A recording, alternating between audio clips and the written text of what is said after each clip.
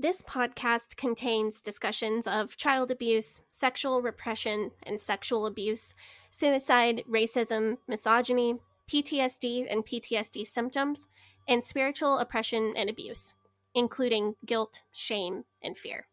In most episodes, we will be mentioning some of these concepts in a general way without any graphic detail.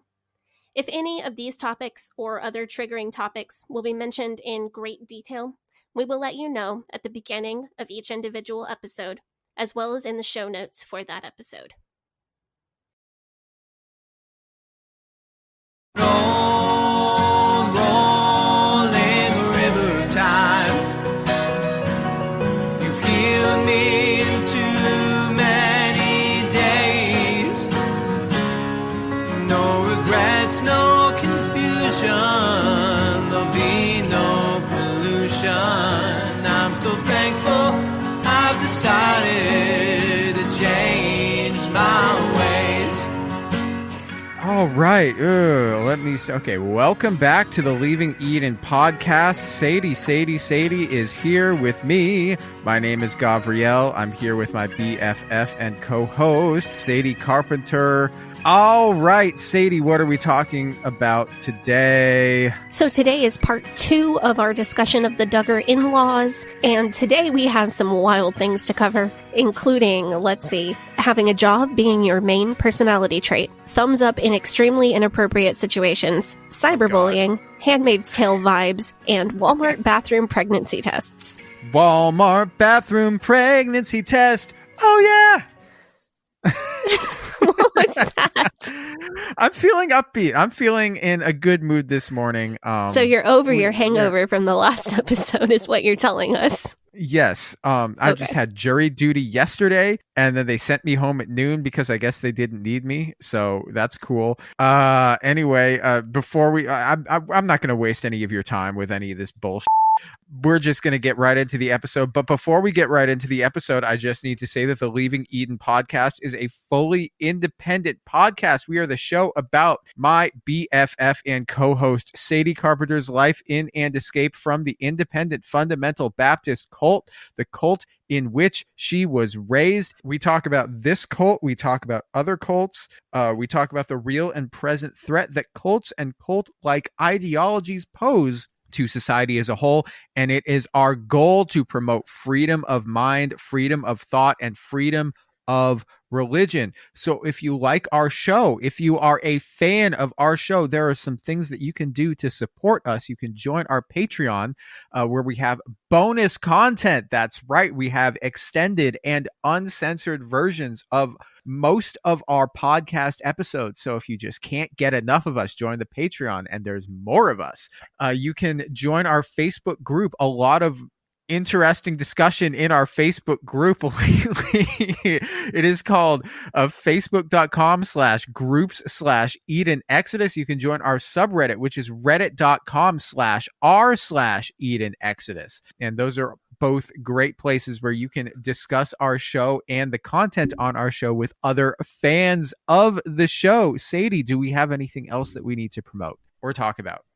I don't think so. Nothing comes to mind. We, of course, have to thank our Faith Promise Missions patrons, but I think that's it. Yes, our Faith Promise Missions tier patrons are all of the patrons. They go the extra mile, and they really do support us, don't they? And we are going to name them all here and thank them here. I'm going to pronounce your name properly this time. Andrew Rocant. He sent us a message. It's Andrew Rocant. Brittany, it's Brittany, bitch. We have Carrie R. We have Crystal Patterson, Dee Dee Keppel, Eleanor Donahue, Emery Fairlosser, Hope Norum, Jessica Tambo, Kay Turwee, Catherine Schneider, Kathleen Moncrief, Kristen Marie, Linda Morgan, Mary Martin, aka Peter Pan, Rachel Bernatowicz, Rebecca Hoyt, Sadie's actual BFF Morgan, and we were saying this before, BFF is a tier, it's not like exclusive, so we're all good there. Sarah Reese, Shane Horton, and Wes the Cowboy. Thank you so much to all of our patrons who support our show, but especially to the Faith Promise Missions tier patrons who keep the lights on, keep us going around here. Yeah, that's actually true. Also, I want to say thank you to whoever signed us up for what is it, Bible Minute? Oh gosh. Whoever's Please don't sign the podcast up for spam email. It's very easy to delete and unsubscribe from things, but there's kind of a lot going on in my life right now. Yeah, somebody signed us up for Bible Minute. Like, we got to say, hey, thank you, Leaving Eden podcast. Somebody signed us up for a lot of things. Aflac Insurance, Princess Cruise Line, several things. Please don't do that. They're just vindictive. They don't like us. That's how we know we're getting to them. Yes, this is funny. But also, I do not want to deal with this right now. Oh, yes. One more thing. Send us your missions, trips, stories. We've been getting a lot of emails from people, from listeners to the show, who have been sending us stories about mission trips that either they went on or mission trips that they heard tell of, which are either true or not true or just ridiculous. And we're going to do an episode coming up. We're going to get Dinah Housefire on, the monarch of messy missions. There's never been a better title for someone than that. I was really surprised by how many mission trip stories we've been getting already. I feel like everybody went on mission trips except for me, apparently. Really? So that was like a really common thing. It was more common than I thought, but I'm enjoying the stories and I'm excited to read them. If you do send us in anything that we've called for stories on, continue to make sure you include your name and your pronouns so that we can know that we're talking about you the way that you should be talked about. And if you want to use a different, like a fake first name, or if you want us to just use your first name and not your last name, we understand that not everybody wants their information blasted from the rooftops. So do whatever makes you comfortable, but let us know so that we can make sure that's correct for you. Yeah. So who are we talking about first? Last time we talked about Anna's wedding to Josh. Regrettable in so many ways. We had Jill's wedding to Derek, and we had, who else did we have? We had Jessa and Ben. Yeah, who gave us cringe gold on the TV show. And I do have a quick correction from Hope. Hope says that Derek did reach out to Jim Bob to be his prayer partner. Really? So that's the answer to the question that I was asking. Oh, really? So Derek came. Okay. So I wonder if Derek was trying to get with one of the daughters or what his motivation was there. Interesting. Huh.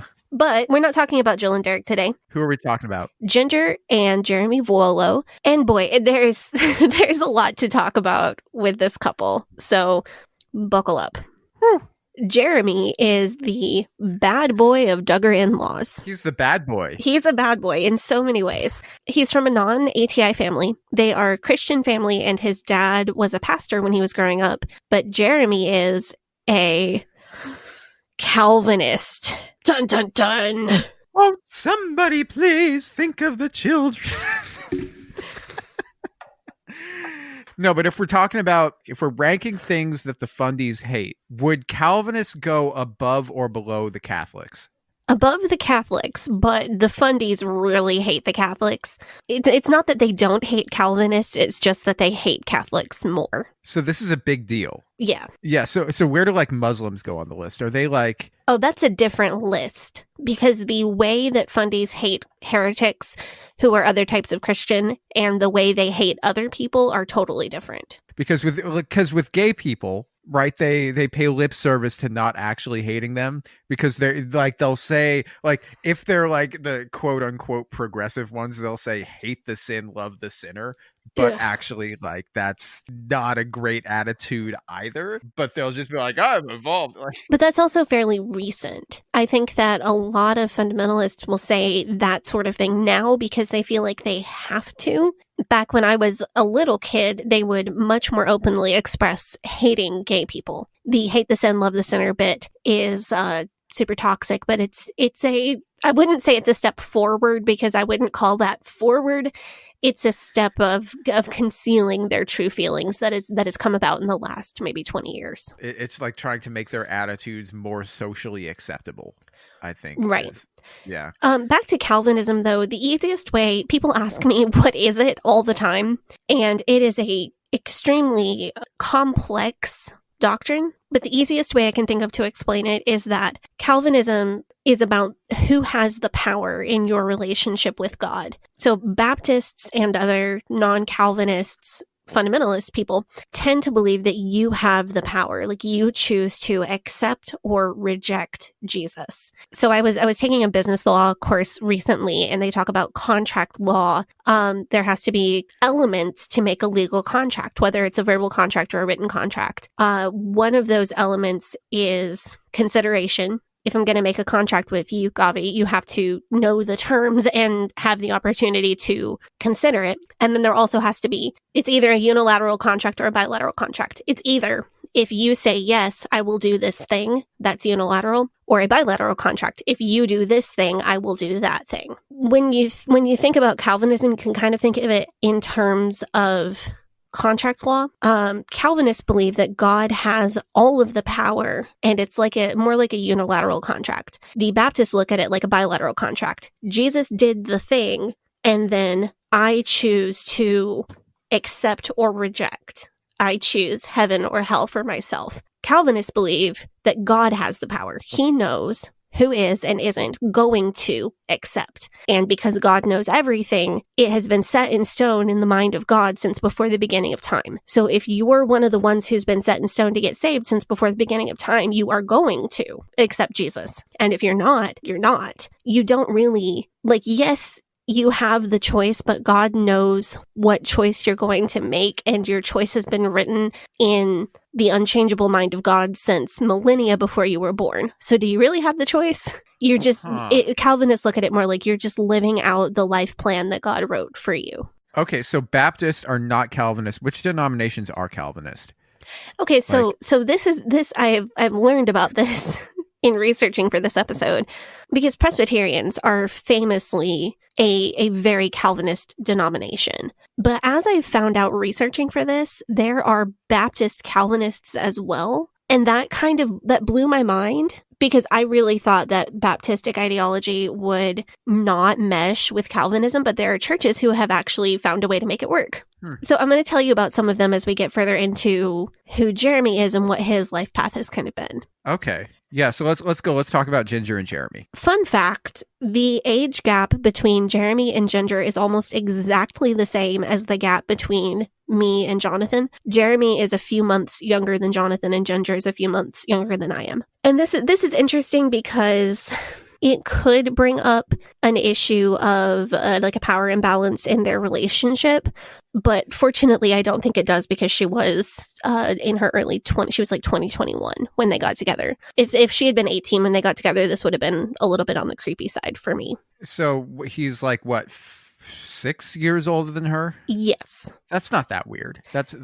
It's not, but I wouldn't be, okay, so this is a fundy relationship where the man has all of the power. I wouldn't enjoy saying that between a 24-year-old man and an 18-year-old girl. No, you're right. I feel like an 18-year-old girl is probably not ready to sign over ownership of her personhood. I wouldn't want to make that choice at 18. No. Yeah. So Jeremy, the reason that he didn't get married at a more typical fundy age of 22, 23, is that he played professional soccer for a while. So he went to college, played college soccer, and then played pro soccer. But eventually he just didn't make the cut to stay in that career. So God called him to be a pastor. And that's how he met Ben Seawald, and thereby the Duggars. Jeremy and Ginger recently wrote a book, and part of that book was about their love story and how they met. I think that Jeremy was attractive to Ginger because he had this past, but God saved him from this past.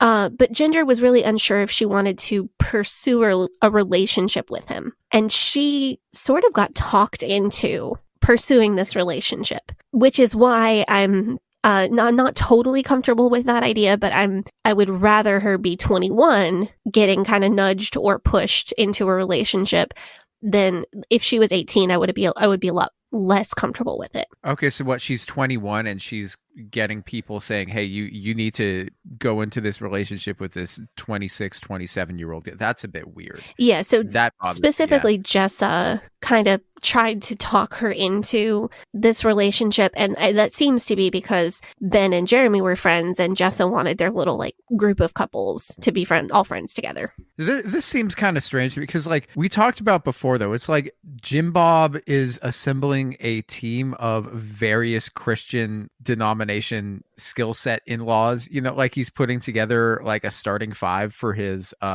Christian NBA team almost. So maybe does he think that at least one of them will be right and get into heaven, and then just in case he got it wrong, they can let him in the back door of heaven? Yeah, or he's like a reverse Tevye the milkman. Where, like, Tevye's got to be talked into letting his daughter marry the tailor because it's not an arranged marriage. Then he's got to be talked into letting his daughter marry like the communist guy who's been sent to the labor camp in Siberia, and then he's got to be talked into like letting his daughter marry the Russian guy who isn't even Jewish, and like that's where he draws the line. He's like a reverse Tevye, No, I see it. I think the real answer here is that the more fundamentalist you are, the more you look at other people and think, they're just not quite as right as I am. And if Jim Bob were going to only let his daughters and sons marry people who were the same exact brand of ultra fundy, I don't think that there would have been... I mean, have you seen like ultra fundy teenage and young adult boys? Because I have. I think all of his grandchildren would also have ended up being double cousins and or he'd be related to everyone else in the group. I think if he had to wait for all IBLP in-laws, he wouldn't have 10 married kids. I mean, you'd all know who the Duggar grandkids were because they'd all be the ones with like 11 toes and like IBS and night blindness. That would be the next generation, but same energy. Yeah. So whatever the reason, Jim Bob allowed Jeremy to pursue Ginger. Jim Bob apparently turned Jeremy down the first time he wanted to date Ginger, and then Jeremy kept pushing, so Jim Bob finally said yes, and then Ginger turned him down once, and then Jeremy kept pushing, and then Ginger finally said yes. So this was a journey. In their book, Jeremy says about the time that Ginger originally turned him down, he does give some pretty concerning statements. He says, quote, had fallen victim to the ultimate bait and switch, and another quote, wasted half a year of my life. And that, if I was mad because a partner broke up with me and that was how I felt, I don't know if I'd put it in a book for the entire world to read. He talks about how angry he was. And I get that anger is a valid emotion that a person might feel if they've been rejected by a potential romantic partner. The way he worded it really gave me the creeps.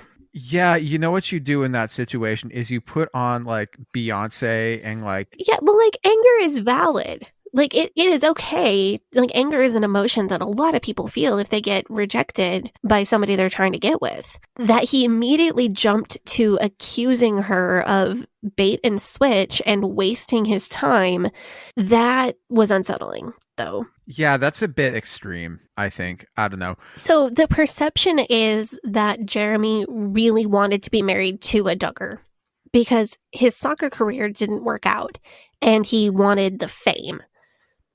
So if that's accurate, he probably wanted her to keep the weird spelling of her name because it's good for SEO. Really? I mean, I imagine, because if you type into Google Jinger, who else are you going to get? Yeah, so people think he wanted to be married to Ann Duggar for PR reasons. Not Ann, Ginger. Why?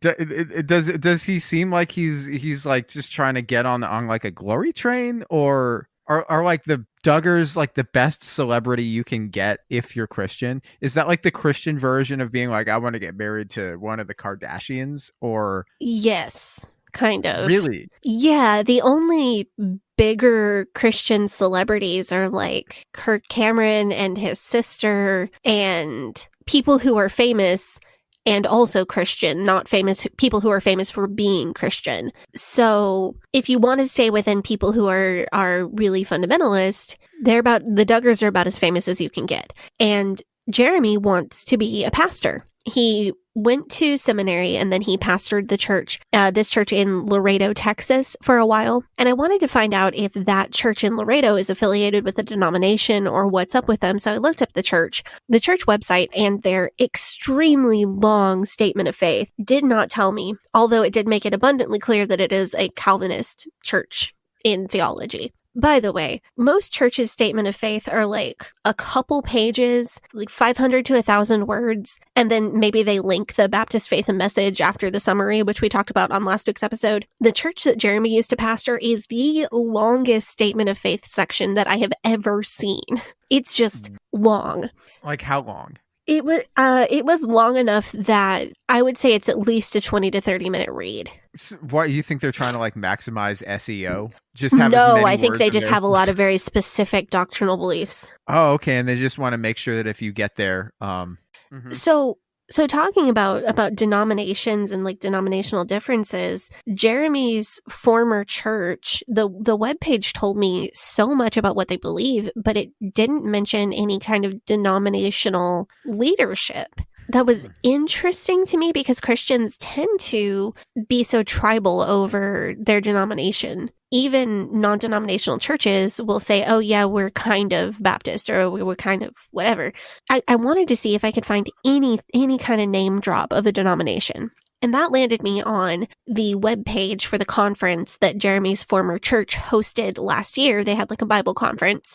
And then I looked into the featured preachers for that conference and found their personal websites or their church websites. And that finally started leading me to some answers. One of them claimed to be, quote, Baptistic in theology, and didn't say anything about Calvinism on his website. The other... they're Baptist. Yeah, so like a non-denominational church that became non-denominational after being Baptist. That makes sense. The other one that I looked into, though, of those featured speakers, pastors a church. So I looked up that church, and that church is a Baptist church. It is like fill in the blank Baptist church of fill in the blank place, but it has a statement of faith that includes Calvinist buzzwords and teachings about election. Election is the Calvinist word for God choosing you as one of the people who is going to be saved. So that is how I learned that there can be churches with Baptist church in the name that are Calvinist, which was really interesting. And I feel like I'm going to have to dig into that at a later time. Huh. That's like the the Domino's Oreo dessert pizza. Yes. No, so what's his motivation to marry into the Duggar family? Like, does that like get him credibility? Because I mean, if he's Calvinist and like not really even fundy, does that mean that he wants to be like televangelist kind of, and he wants to like get the reality TV audience, and so he can get like his name out there and build his TV audience for his church? Bingo. That's what all the snarkers seem to think, and I tend to agree. What I want to get through to you is that there is now a whole group of celebrity pastors who aren't televangelists in the traditional sense. They don't have a church service that is on like TBN or a Christian television channel the way that people used to do and the way that some people still do. These pastors now instead, they have large churches in person and they have large social media followings. So televangelism has gone to social media in this new generation. And what they really get with a large number of social media followers are large groups of people who buy their books. And this group of pastors we haven't really touched on this show yet. So it's not like Joel Osteen or like Daystar or... It's the next generation of that. So it's more like a John Piper or Ravi Zacharias. Okay, so, but it's still like the whole prosperity gospel thing. Yes, but it's not the focus of the preaching. So the focus of the preaching for like Joel Osteen or Jim Bakker was like, give me money and then God will bless you. Jeremy and these people that he follows and tries to be like are not focused on that. They do seem to believe some parts of the prosperity gospel teaching, like give to God and be a good Christian and you'll have a lot of money, but it's not the focus of their preaching. Jeremy, however, has showed up on that Instagram account that shows pastors in obscenely expensive sneakers. Oh, preachers in sneakers. All right. I'm pretty love sure that one. I'm pretty sure he's been on that Instagram, and if he hasn't, then he will be eventually. That's hilarious, man. I think it's hilarious, the ugliest shoes are always the ones that are like the most expensive, and you always see the people on preachers and sneakers wearing just the fucking ugliest shit on their feet. I'm like, you woke up this morning and decided to befoul the house of God with those ugly ass shoes. See, I love the idea of being a person who wears cool sneakers and has a whole bunch of them, but I cannot get past how ugly most of them are right now, and I can't do it. Have you I've sent you the Steamed Vans Instagram account, right? Yeah. Oh yeah, I follow them. Where it's the one where they paint Simpsons They paint Simpsons images and memes onto his shoes. Yeah, that's way cooler than having like the new Yeezy or something, man. Pretty soon you're going to be seeing preachers on stage in like Crocs is like the new thing, because those are in now, I guess, because everything that was cringe in 2004 is suddenly cool in 2022. I don't get it. I love the things that are in style right now. I love to look at them with my eyes, but I cannot get past putting them on my body. Okay, I can't do it. Yeah. So Ginger and Jeremy, they were in Texas for a while at this church in Laredo, and then they moved to LA. In LA, Jeremy is studying at this place called the Master's Seminary, and they are trying very hard to do the whole Christian influencer thing. So are they doing like collaborative content with Bethany and Kristen, or are they just like small potatoes compared to anyone Duggar affiliated? I haven't seen them do collaborative content with Girl Defined, but there are crossovers with their brand and other people's brands. They're on the level where other fundy or Christian influencers might mention them in a story or wear some of their merch. No, I'm always weirded out by like influencer marketing to begin with. But like when you make it like influencer ministry marketing, it gets so much weirder. There are just so many ethical implications to that. Like I get the thing where it's like, okay, I'm building up a following as like a great pastor, and I'm going to post clips of my sermons on Instagram, and then maybe someone will buy my book. That's like something I'm totally cool with. But when it's like buy our merch, that's a bit Well, you know who has been pictured wearing Ginger and Jeremy's merch? Who? Brittany Dawn. Oh God. Yeah. She looks like Shayna from Love is Blind. We have to talk about her eventually. We got to stay on track because I want to talk about the Master's Seminary. Yeah, tell me about this Master's Seminary. So Jeremy is currently a student. John MacArthur is the chancellor. He's another one of these celebrity pastors, and he pastors Grace Community Church in Sun Valley, California. MacArthur was raised Baptist and went to Bob Jones, where he may have been a classmate of Ned Flanders, I guess. He's really made a name for himself in the theology world, but he's gone head to head on theological issues with some other big names that you might know, namely Beth Moore. John MacArthur is strongly against women pastoring, preaching, or holding higher leadership positions in the church. Beth Moore is a Christian teacher who recently split from the Southern Baptist Convention because she felt that she was called to be a preacher and she couldn't reconcile that calling with what she'd been taught. And we mostly stan her on this podcast. Okay, she doesn't have other beliefs that are too problematic for us to stan her. So I don't know enough about her to fully put the stamp of approval on her, but I know that she stood up to Trump while she was still a Southern Baptist, and I know that she left the Southern Baptist Church over feminism, so I'm definitely a fan of her based on that. That's positive signs. We like to see that. Yeah, I see a lot of, and she's now Anglican, so generally... Church of England. Yeah, well, in England... But that's generally a positive sign. There was also a tweet that I saw where she commented, there was a tweet of a little kid, a video of a little kid dancing and having fun in church and kind of being a disruption. The kid was supposed to be in the choir, but they were like dancing and distracting and being really cute. And Beth Moore tweeted something like, if your church ever says they don't want you anymore because you're too much for them, reach out because I will find a place in my church for you, which made me cry. So what I do know about her, I like, and I want to research her more deeply for an episode eventually. But MacArthur, John MacArthur, Jeremy's pastor, publicly went head to head with Beth Moore over her claim that she's called to preach. And he also, so he was misogynist towards her. And then he also publicly shamed a woman in his church because she did not stay with her husband who was an abuser and a pedophile. Gross. Yeah, that's bad. MacArthur was also a prominent COVID denier, and he got in trouble for violating local health mandates during COVID, which also I'm not a fan of. But there's good reason to think that Ginger and Jeremy probably did get vaccinated and just not tell people about it, because they've gone to vax-only shows and restaurants.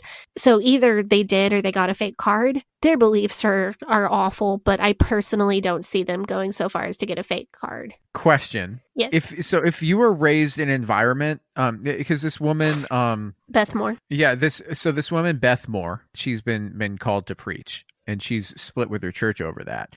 Do you feel that if you were raised in an environment where women were allowed to be called to preach, even if it was rare, you would have also felt that? I think there's a difference between called to preach and called to pastor, because I know for a fact that I am not called to be the pastor of a congregation. I know in my heart that is not for me. I love people. I do not want to pastor people. Called to preach, though, like to be a traveling preacher, evangelist, something like that, yeah, I could have seen that call happening. So say, for instance, in the IFB, like if it was like considered rare, but like legitimate, like 1 in 1,000 women, like, do you think that people would have looked at you and would have said, oh, the pastor David Carpenter's daughter, she really knows her stuff. She might be the 1 in 1,000. It's hard for me to answer that question because it's hard for me to imagine a world where that's the case. Because, okay, so think about John MacArthur or Jeremy. These guys look so much more progressive than the IFB. Just as far as dress code and music and having lights in the church building and going to movies. Ginger wears pants. She wore a lovely spaghetti strap silk dress recently as a bridesmaid in a wedding. I don't know if she drinks, but she's hinted at drinking. She posted pictures at a bachelorette party where she had little earrings shaped like champagne bottles, which were actually pretty cute. The church that John MacArthur pastors has more relaxed rules on almost everything.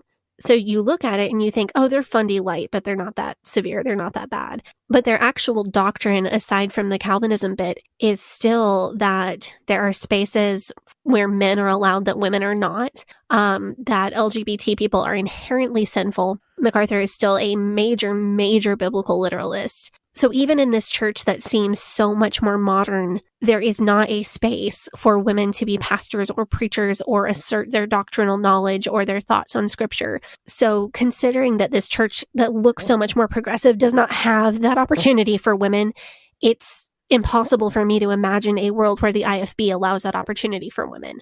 This is kind of where I appreciate the intersectionality of our show so much, because you live outside this Christian paradigm. But I can ask you to imagine a world where you as a man just could not do some things because of your gender. Like, imagine if you just had these restrictions imposed on you. Like, your mom is going to be able to tell you what to do until you have a wife, and then she will have the final say in all your decisions.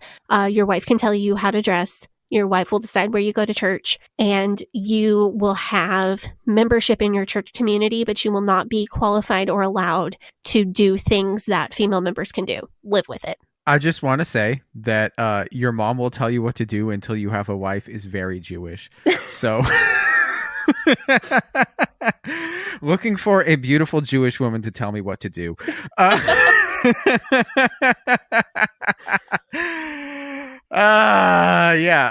but like it is. It's like changing something foundational. It's like changing the laws of physics. Like if you turned gravity off, you know what I'm saying? Like it's not just like, oh, people would float away. It's that the Earth would also stop orbiting the sun. The sun would like stop the hydrogen fusion in the center of it, because like the molecules would not be pulled together by the center of mass. Basically the universe would fall apart. It's not just like changing one thing. It's so foundational. It's like changing everything. I mean, I was not able to find a clip or a quote of John MacArthur saying this, so I'm not 100% sure, but I have read that he does not allow, that he says that women in his church should not have their own bank accounts. Yeah. Wow. So I don't know how to answer. Nice.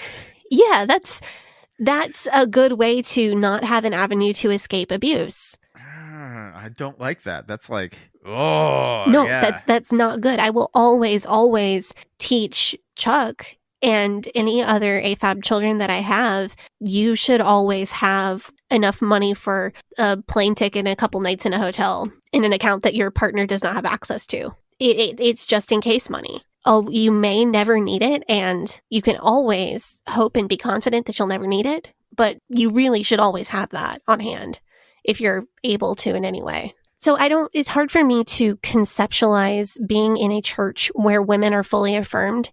But I think that part of that is also that I don't know what it's like to be in a professional job where women are fully affirmed.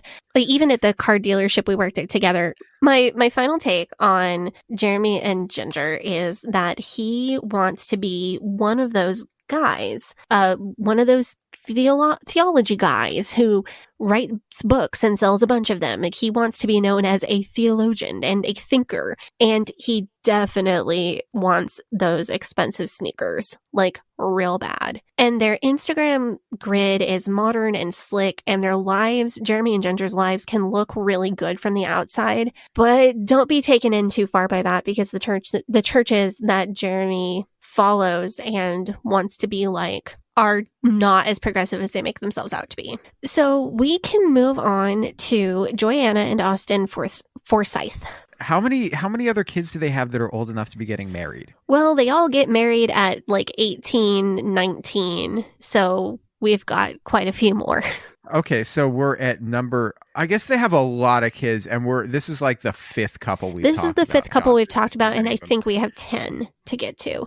Oh, we're halfway through. Okay. So Austin is someone who married into the Duggars having previous reality TV experience outside of 19 Kids and Counting, because his family was featured on World's Strictest Parents. Did you ever see that show? No, but I have heard of it. So I remember watching it as a kid, and usually I would kind of laugh at what they considered strict because it was not nearly as strict as being raised in the IFB. Really? So you would watch this one?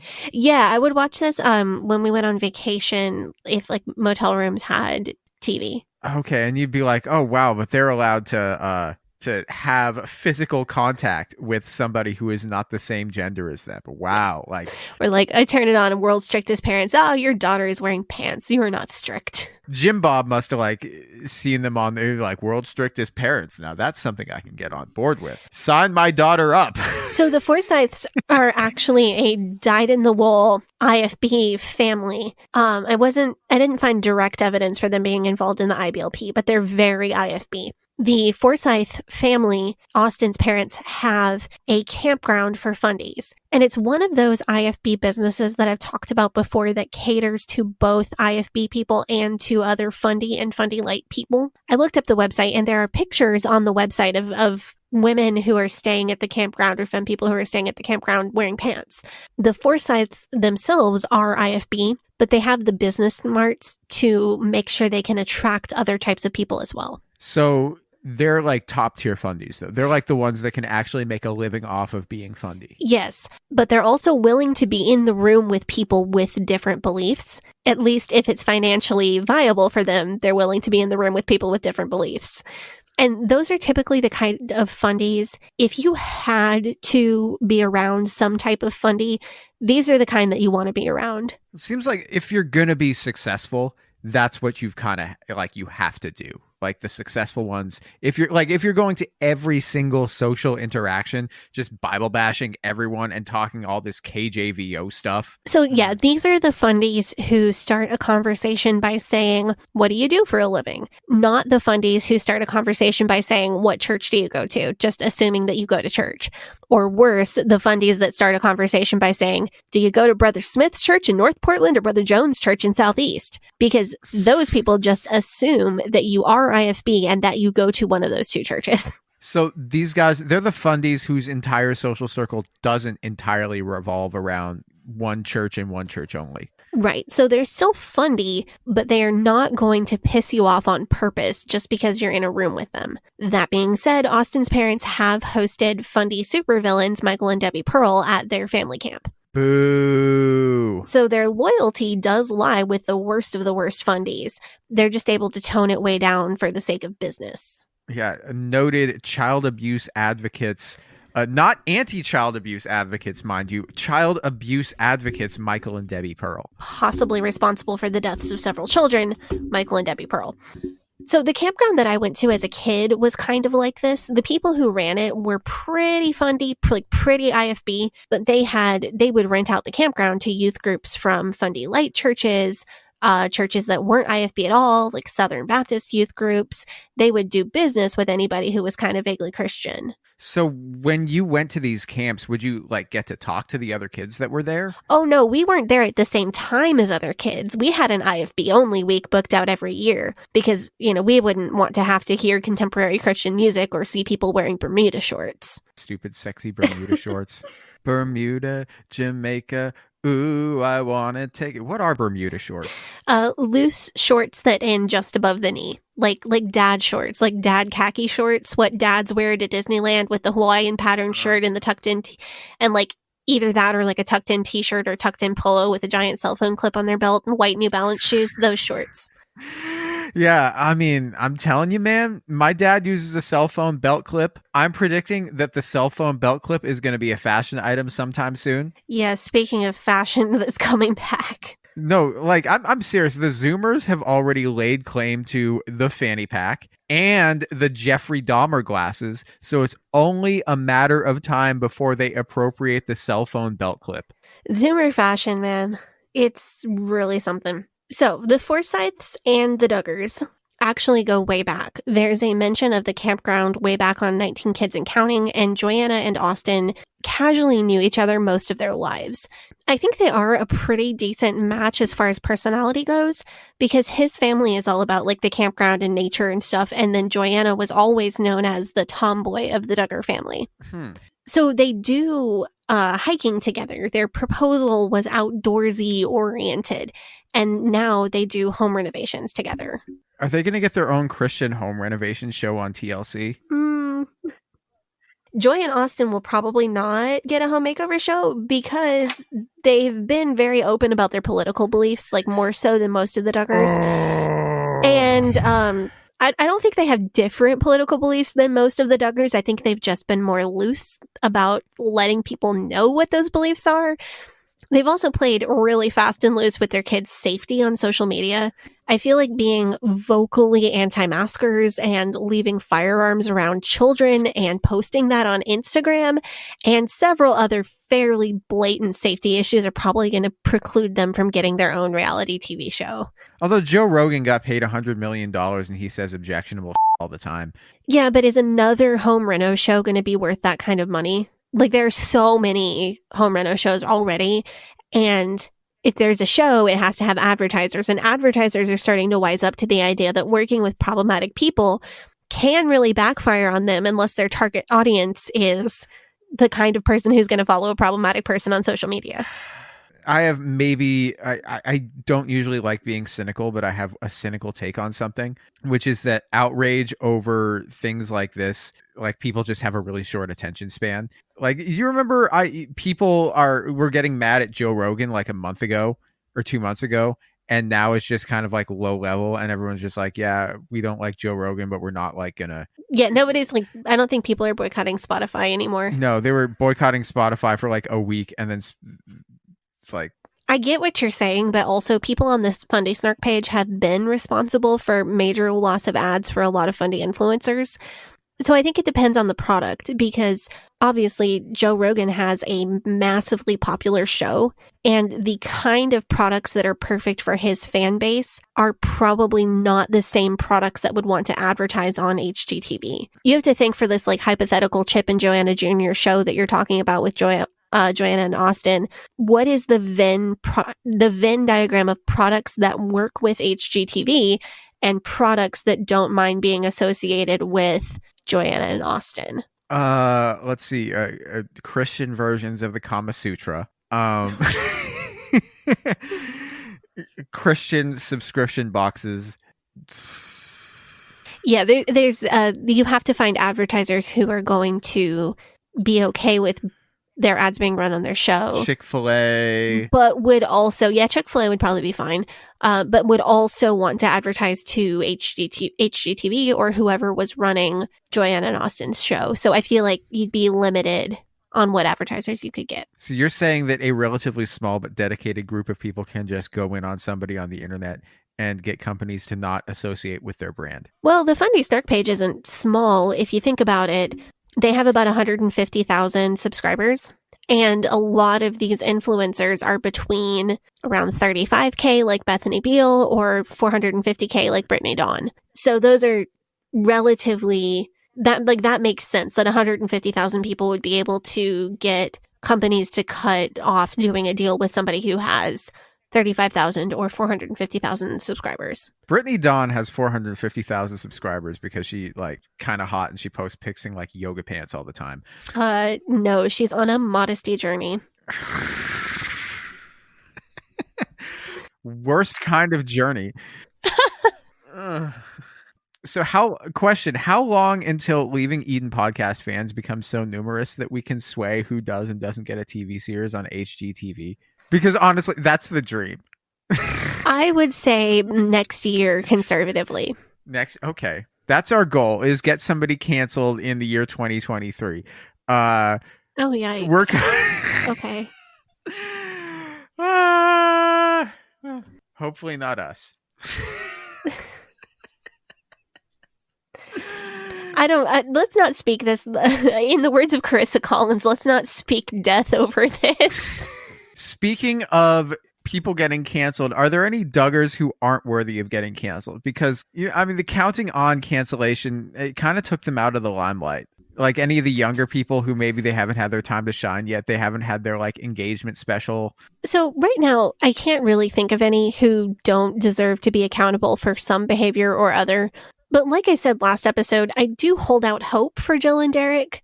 I also think Jeremy is super cringy and he seems to be just leaning into that more and more, but Ginger could turn out to be a decent human. So Austin is one of those fundy husbands where you look at him and you wonder, what exactly do you do for work though? He's a very typical man for the IBLP brand of fundamentalism, because in my experience in the IFB, men typically had just regular jobs, architects and accountants and factory workers and car salesmen and plumbers. But IBLP men, as we've talked about, tend more towards self-employment, real estate in some form or another, that kind of thing. And I don't know if he fully supports the family on his income or how much Joy's family YouTube channel helps, or if Jim Bob also supports the family financially. So am I about to get YouTube ads from Jupiter Duggar telling me how I can generate passive income using real estate investments if I follow his channel and join his mentorship team? No, because that information is only for people who are in the IBLP, because that's how they make a bunch of money to have a bunch of children, because they want to take over the world in 200 years. That's how he's going to make the money. But regardless of Austin's nebulous employment status and work ethic, there was one thing that made me really feel much more positively about him, and that was his behavior during the sex pest trial. So we do know that Joanna was one of Josh's original victims, and Austin showed up to the trial. He sat separately from the family on several days. The vibe that I got was that he was not so much there to support the family, but he was there to listen and maybe get details about what happened to his wife when she was a child that he hadn't fully been filled in on. He looked mad leaving the trial. And to me, he portrayed a very appropriate reaction. A lot of the Duggar family members have been very stoic about this, and even in the original Megyn Kelly interview, Jill and Jessa and Jim Bob and Michelle were downplaying what Josh did. The whole family, whether they take it seriously in real life or not, has historically very much downplayed his crimes and scandals, and have just not portrayed the level of anger that we would hope to see from them. But Austin really appeared to be looking at this situation like a normal person would look at it. And that was nice to see. I mean, to me, at least, these fundamentalists have like an unimaginable worldview. I know to you and to a lot of our listeners, like you understand their worldview, you lived it, but like they're not sociopaths. Like if you're here, yes, I mean, some of them, Josh is like a pedophile, but like not all of them are just like have like zero sense of morality and will just do whatever they want to do. Like if you're hearing from somebody that like, if you're married to somebody who, somebody you love very much and they've like suffered abuse and that abuse was covered up to protect the abuser. And then he eventually went on to abuse more people. Like you've got every right to be absolutely livid about that. Yeah, and that's something that Austin has showed us where other family members, looking at you, Jim Bob, I don't recall, Duggar, have fallen way short. I can't tell you what their actual emotions are about Josh, but they have not showed us the emotion that we would have liked to see. Yeah, so to me, that says that there's a kernel of decency about him that I wouldn't be so quick to ascribe to Jim Bob. Speaking of Jim Bob and his not recalling things, did we ever talk about the reason why he said, I don't recall when it came to this? I don't recall if we talked about it or not. It wasn't because he didn't want to talk about it, because like it came out like on the Megyn Kelly interview, right? Because the stuff that came out on the Megyn Kelly interview, if he had said exactly what he said on the Megyn Kelly interview in court, that would have been perjury because he lied through his teeth through that whole interview. So he would just say, I don't recall what I said on the interview. So right, because he could either be honest in court and show that he had really fudged the truth on the Megyn Kelly interview. Fudge the truth is putting it lightly. Well, I don't want to get sued for perjury just in case Jim Bob has any money left after defending his nasty pedophile son. You mean libel? Is that it? What did I say? You said perjury. I meant libel. He could either tell the truth in court and make it obvious that he had not told the full truth in the Megyn Kelly interview, or he could say he didn't recall and preserve his dignity, I guess, if Jim Bob has any left. So that's what he chose to do. Also, he was in the middle of running for Arkansas state senate. The worst timed state senate election of all time. Yeah, it was a special election, running for a special election in Arkansas state senate. I feel like he could have just like sat that out and not run, and then run again in 2 years, and it would have been fine. Yeah, I don't know. Maybe we'll never understand why he needed to do this. This is my thought. My thought is that he is just so fucking delusional that he thought that his son was going to get off because the lawyers were like, I'm sure that the lawyers were like, dude, take the plea deal. And he was like, no, I'll have my day in court. And he thought that his son was going to get off. And then he was going to win the election. It would be the family's redemption or some shit. I don't know. That's, in my mind, that's what I think he had going through his head. I think we should actually go to break, and then we should come back and talk about our next Duggar couple. Yeah, let's do that.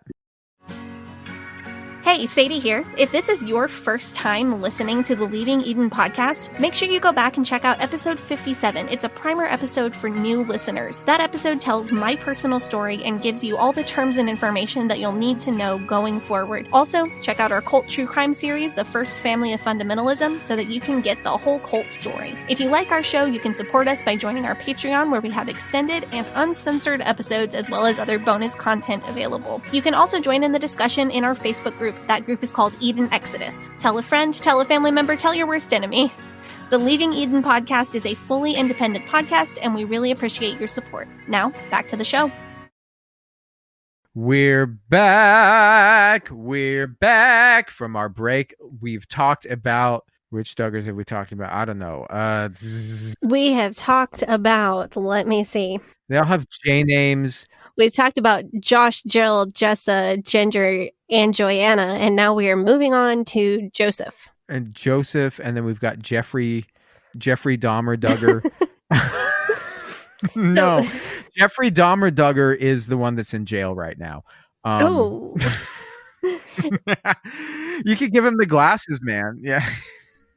The next one in order is Joseph, Joe Duggar, and this is where I start hating my life because most of the Duggars from here on out are younger than I am. I mean, really? Joanna is younger than I am, But this is where we get into the ones that were like little kids when I was watching the show. Well, how do you think I feel? These people are all married and they're like 10 years younger than me. I'm still out here very single. The youngest Duggar that's married is almost 10 years younger than both of us. Also, though, Ben Seawald, he's younger than us. Yeah, that's true. That's true. I don't know. Do you really want to be in a Duggar marriage, though? Absolutely not. Okay. I didn't think so. So the next one in order is Joseph. I'm right between Jessa and Ginger. Actually, both of us are between Jessa and Ginger in Duggar age order. But this is where we get into the kids that were kids when I was watching 19 Kids and Counting. Joe is married to Kendra Caldwell Duggar, and the Caldwells are a return to more typical IFB families that married into the Duggar family. I feel like we're talking about like, you know, like when a band is like, okay, here's their first album. Their first album was like super basic and then they got more explorative and then like they went in different directions. And then they come out with an album that's like, oh, we're going back to our roots. Like after like 10, 15 years. And they're like, we're going back to our roots. We were listening back to our first album, how much we loved that music. So we're going back to do like, I feel like that's what we have here. We're like, oh, it's a return to the more typical IFB families that they're marrying their kids off to. Okay, but if we're going by that logic, if the Duggars are Kiss, then Jeremy is like the elder. I don't know Kiss albums. Well, you definitely don't know that one. It's well known for being like the most out there worst Kiss record that does not sound like them. Okay, have you seen Spinal Tap? Yes. You know, in Spinal Tap where they have that one record where they all dress up in druid robes and there's like a guy dancing around Stonehenge on stage. Yeah, the Jazz Odyssey and the that is a send up of the elder. Oh, there's like that's a parody of. I swear, some people are listening to this album, this episode, and they're like, 90% of the people listening to this episode are like, I didn't get that joke, and then 10% are just like, yes. That joke was for David and Ray and all the other people. All the other people who found us from Permanent Waves, those are the people who got that joke. You know what? For another one for Ray, this one is like the return to the roots is like the Taylor Swift folklore of the Duggar marriages. Yes, and this one is kind of the return to the roots marriage, Joe and Kendra. Except for that Taylor Swift folklore is actually like a good album. So, well, I mean, Joe and Kendra aren't the worst Duggar couple, really. No, the worst Duggar couple is easily Josh and Anna by a country mile. Yeah, I mean, that's the problem. The bar is in hell for these people. Austin, such a great husband. He got mad because his wife was abused. Yeah. Amazing. I mean, for IFB, like for fundies, man, and he didn't blame her for getting abused. Yeah, he's cover for the abuser. That's like top tier right major there. Points. So the Caldwells, Kendra's family. I know that they're IFB because they were sent out to start a church in Arkansas by a pretty well-known IFB church in Virginia. Also, they were affiliated with BIMI, which is Baptist International Missions Incorporated, which is one of the biggest Baptist, like IFB missions boards.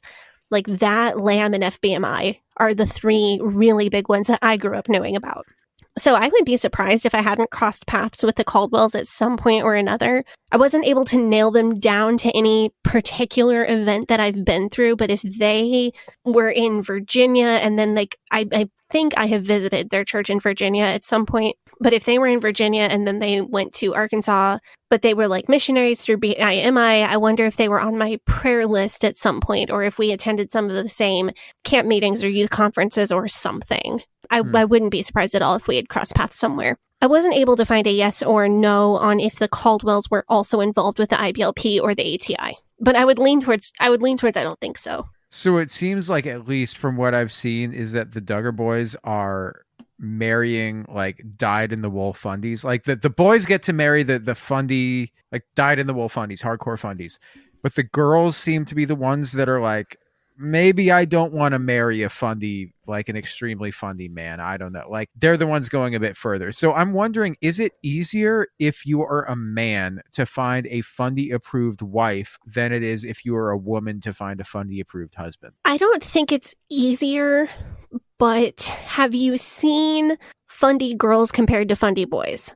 Like, how do you mean? Just fundy girls are expected to, there are very high expectations on them. And I think me and a lot of the AFAB people that I grew up with really strove to meet those expectations. I mean, we were expected to know etiquette and how to cook and how to sew and to be extremely useful and to be extremely as pretty as we possibly could be. I mean, we had to go do college classes on what colors complement our skin tone and what hairstyle would complement our face shape. And we were expected to not just be as physically attractive as we could be with whatever, the Lord gave us, but we were also expected to do all of this personal development stuff that would make us a useful and good fundy wife. Fundy boys aren't expected to do that much other than exist. Yeah, they're just like put on a suit when you go to church. And yeah, and some fundy families did really push that kind of personal development on their boys and want them to be good public speakers and want them to look a certain way and want them to dress a certain way and want them to develop their skills in a ministry context and in like a handy around the house context. But a lot of fundy families didn't. And I always felt like the girls that I grew up with in fundamentalism were just miles ahead of the average fundy boy. Fundy boys just, and they're like 18. And an 18-year-old fundy girl is just a different species of human than an 18-year-old fundy boy. Just with maturity? She's probably been taking care of children for like 6 or 7 years. She's just...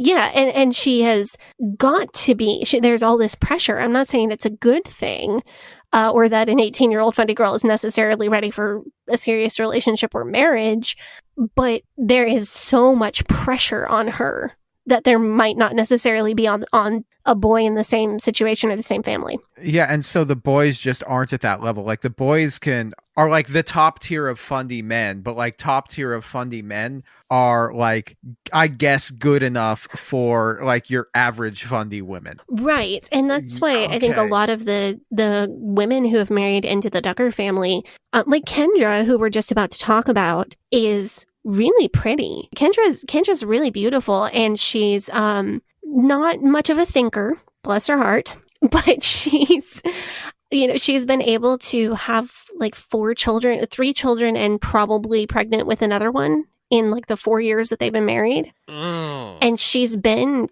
kind of a model IBLP wife. And the guy that married her is just Joe Duggar, just like some Duggar. He's like the grocery store brand Duggar of all of like all of the I mean, to be fair, at this point in the Duggar family, there isn't much to differentiate one from the other. They all look the same. But I think that's a really good example of how this is, because just because Joe is like a reasonably okay Duggar, he was able to marry Kendra, who is really pretty top tier as far as fundy wives go.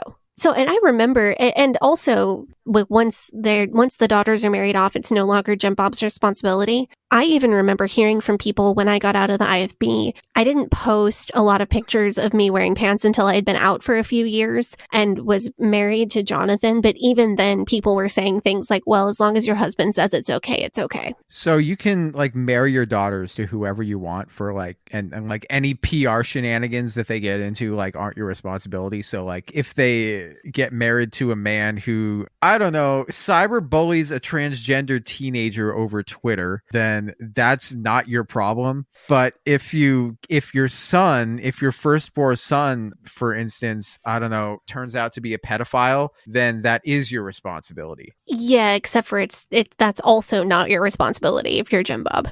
Oh, because you tried to fix him with Jesus. You made him dig a lake. Yeah. So there's also a possibility that Jim Bob saw his daughters as less valuable because they are daughters, not sons. So he may just not have cared as much about setting up a match for them. There's also the possibility that he couldn't set up great matches for them because they were molested by their sicko brother and therefore their virginity was called into question. Really? Unfortunately, yes. Oh, yeah. Okay, so if you're molested, you're like not as valuable. In the circles that I grew up in, it was not seen as the same level as if you, like, it's not a sin, like if you consensually had sex with someone, but it is still a loss of virginity, which is a social construct. Just saying. Sorry, I felt the rage bubbling up. But there still is a permanent stain on your reputation, and you would still not be considered a virgin by many fundamentalist circles. I think we talked about this in the episode about complementarianism. I think that was called like the dark side of marriage and a cult. It still pisses me off every time we talk about it. I just I had like that blood pressure surge. I had to take a deep breath there. No, that was the Red Bull. Who knows at this point? So Joe and Kendra, they met because he attended the church that Kendra's dad pastored in Arkansas. It was a pretty standard, fundy, like we met at church thing. Their proposal was on the cuter side. So at Joanna's wedding, which we're going to get to, or which we talked about earlier, she lined up like she was going to throw her bouquet, but then she turned around and handed it to Kendra, and Joe was on one knee behind her. Well, hold up. So her sister got engaged at her wedding. Her brother and her sister-in-law got engaged at her wedding. That is almost unforgivable. So this may be a controversial statement, but I think it's cute. Proposing at someone else's wedding is almost always the rudest possible thing you can do. But if the bride is happy with it and if it's her idea, that can be an exception. Look, if I got married and somebody tried to pull that, I would throw them out of my fucking wedding. Like, was she also wearing a white dress? No, I think she was a bridesmaid. But no, clearly Joseph asked Joanna and she was okay with it. It's Joanna and her husband's day. If they say it's okay, it's okay. I would be mad right along with you if this was some kind of surprise thing, but the bride and groom were on board. I feel like even asking is a bad idea. Like I wouldn't, like, even asking would be a violation just because it's so wrong. See, yeah, but if Joanna knew that Joseph was about to propose and she was like, hey, do you want to do this cute thing at my wedding? Then that would be fine. I guess. I don't know. To me, you know what this feels like to me? This feels like Jim Bob and Michelle manufacturing more PR because they're just like, okay, we have one wedding that just happened. How do we get people pumped for the next wedding? Like, you know, and stay in the public eye. We get the proposal for the next wedding, like, on the heels of this wedding. You know, it did get a lot of press, so I can't get it. I can't fault your theory there. Absolutely unacceptable. And anybody who would pull this move is 100% a psychopath. So Kendra was 19 when they got married. And then they had their first child before she turned 20. Here's a weird thing. Kendra's mom was actually pregnant with her youngest sibling at the same time that she was pregnant with her, actually, I think with her second baby. I think Kendra and her mom were pregnant at the same time twice. Like, such things have been, you know, this is another thing that the snarkers get super worked up over, that to me, it's only weird because it's a fertility cult. Without that aspect, like, this is fine. If it weirds you out, I respect it, but it's only weird because they're all in a fertility cult. If it weren't for that, this would be fine. The other point of interest about the Caldwell family is that they have become kind of secondary celebrities due to their involvement with the Duggars. Kendra's sister, Lauren, who looks exactly like her, like they could be twins, that's the one who was engaged to Titus Hall, who I knew through fine arts competition at SM Davis's church. And now that we've gotten so much deeper into the story of all of this, like, you know who SM Davis is, and maybe that connection in the spider web of fundamentalism makes more sense to you. Yes. Kendra's portrayal on the show was fairly bubbly and naive, but I've always gotten a pretty good vibe off of her. I don't dislike her. I think she's one of the better Duggar in-laws, but like we've been saying, that's a pretty low bar. Well, if she hasn't been cyberbullying transgender teenagers or getting featured on Preachers in Sneakers, or then... allegedly snarking on a bride's dress at the wedding. Oh, allegedly. Although she did get engaged at someone else's wedding, which I think Is it worse to get engaged at someone else's wedding or snark on the bride's dress? I don't think that's a fair comparison because Joanna was okay with her getting engaged at her wedding.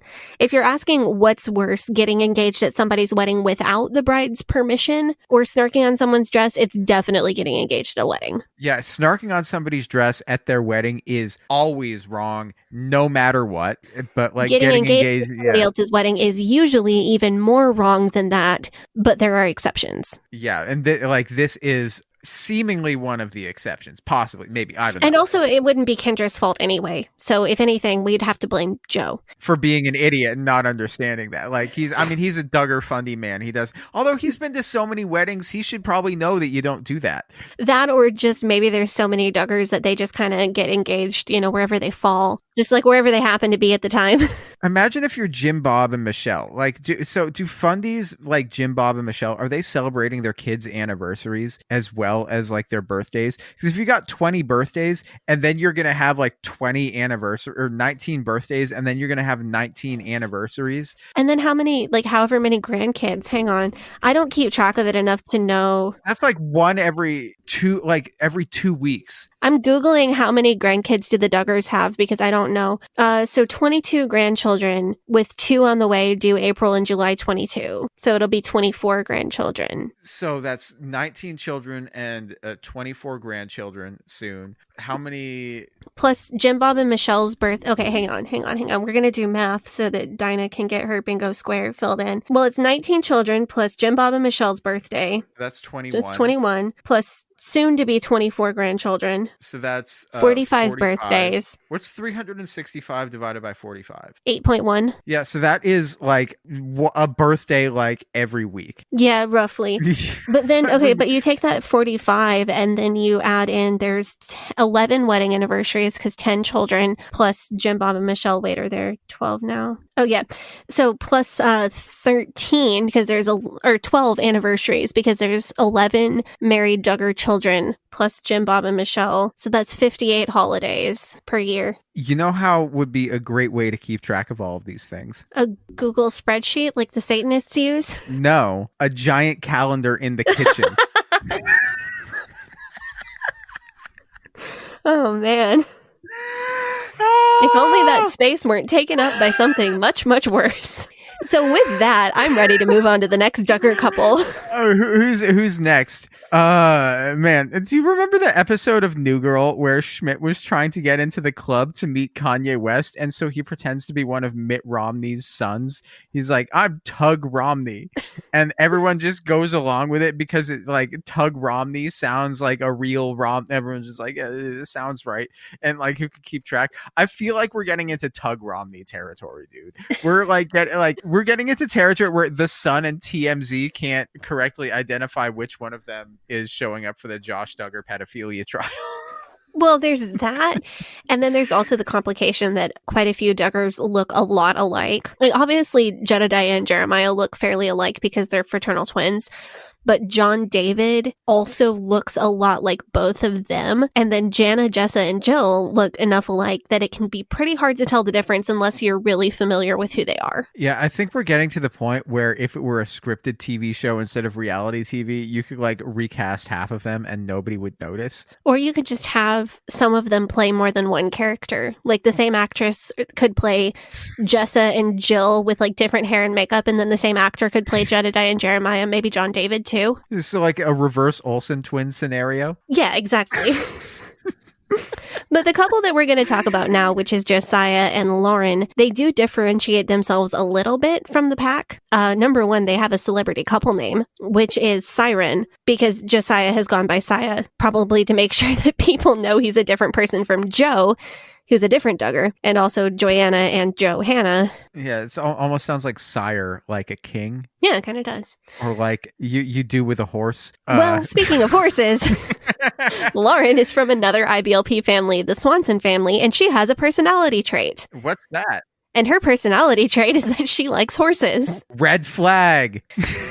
I have known exactly one of those people who like horses that I love and trust, and that's Jess, and you know Jess from podcast stuff. So I cannot, because of my love and respect for Jess, I cannot say that it's always a red flag, but she might just be the exception that proves the rule. Yes, no offense to anyone who listens to our show that is a horse enthusiast. We know that you're probably cool. I'm sure that there are others out there that are great people, but when that is your entire personality, it can definitely be a red flag. Yeah, the one thing that I can't help notice about Josiah is that if he's going by Saya, he is bucking the J trend. That is like a major... There's one other Duggar who goes by a nickname that's not a J. Johanna goes by Hanny. Oh. Don't know what that means. Like, I don't know what it means that she chooses to go by a different nickname. It's interesting. Probably just so that her mom can keep them. Or if you're saying Joanna, it's so that you don't get confused with Joyanna. That's probably the real answer. So Josiah and Lauren met when the Swanson family came to the Duggar house way back in early seasons of 19 Kids and Counting. So you can see Lauren on 19 Kids when she was like 11 or something. So is this a thing that like the Duggars just say to like a different Fundy family, come to our house and bring everybody? Just like if they don't already know them from some, is it just like, hey, you're also a Fundy and you also have way too many children. Come to our giant house and we can all hang out with all of our children together. Well, the Duggars would have known the Swansons from maybe from ATI IBLP seminars or something. But yeah, the Duggars were really well known for just inviting everybody to come to their house. That's how Ginger's diary got stolen and put up for sale on eBay. It's also how the Rodriguez... Oh, yeah. That happened. It's also how the Rodriguez family parked their motorhome out front of the Duggars' house for a week and ate their food and used their laundry facilities and then probably got asked to leave. To be fair, having that many kids has got to make like laundry has got to be like an absolute nightmare. And if you live in a motorhome, it would be a supreme act of service to let a family like the Rodriguez use your laundry facilities and not like make them go to the laundromat. Yeah, it's really nice of the Duggars to let them do that. And from what I understand, the Rodriguez definitely overstepped boundaries and overstayed their welcome. Ugh. Big surprise there. But that is very on brand for J-Rod. I feel like it would cost the Rodriguez like $100 to go to a laundromat. So the Swansons were family friends or family acquaintances maybe of the Duggars, and Josiah and Lauren had been aware of each other's existence since childhood. They were regulars on Counting On. After they got married, Lauren got pregnant. Also, we had a group member in our Facebook group who said that they were at Josiah and Lauren's wedding, which I thought was interesting. Really? Yeah. Lauren got pregnant pretty much immediately after their wedding, but then she unfortunately had a miscarriage. She was 19 years old, and she publicly mourned for her miscarriage that she had. She gave the baby a name, that sort of thing. And people really jumped on her for that, which was deeply unnecessary. People really cyberbullied a teenager for having a miscarriage? Yeah. What the f***? Well, it was a really early miscarriage, and people on the internet tend to not be kind when people grieve a lot or give names to babies that were miscarried really early in a pregnancy. I don't know if that would be the path. Like, if I went through that experience, I don't know if I would feel like I needed to give the baby a name, but I am absolutely not here for shaming anybody who does feel like that would help them heal, especially somebody who is 19 years old and part of a fertility cult and is grieving because their worth as a person is heavily tied to their ability to produce children. Like, to me, this sounds like none of their fucking business. The fuck? Also, like, these people believe that life begins at conception, so like she fully believes that her child died. Yes. Like that's like, I don't know. I remember when you were pregnant with Chuck, how anxious you were about miscarrying, and you would be freaking out because you're like, oh, I've got a blood test coming up. And that's going to tell me whether something's good or whether something's bad. I could tell how much it was weighing on you. And I think I think a lot of people experience that more with a first child. That would be my blood test. I did the NIPT, so I was finding out the sex of the fetus, and also I would have known if she had any genetic differences. That blood test ruled out Down syndrome, trisomies, Tay-Sachs, like any of that kind of thing. And it's super scary being pregnant because there is the possibility of there being a tiny human growing inside of you, but you have no way of checking in on that tiny human until you start to feel kicks. And like the the horror of it is that they could be healthy and fine in there, but there could also be an issue, or there could be something seriously wrong and you wouldn't know. It's like Schrodinger's fetus. So it is scary, and I don't know if that'll be as scary for me the next time, but I definitely feel for her having that happen on her first pregnancy. Like, that is really rough.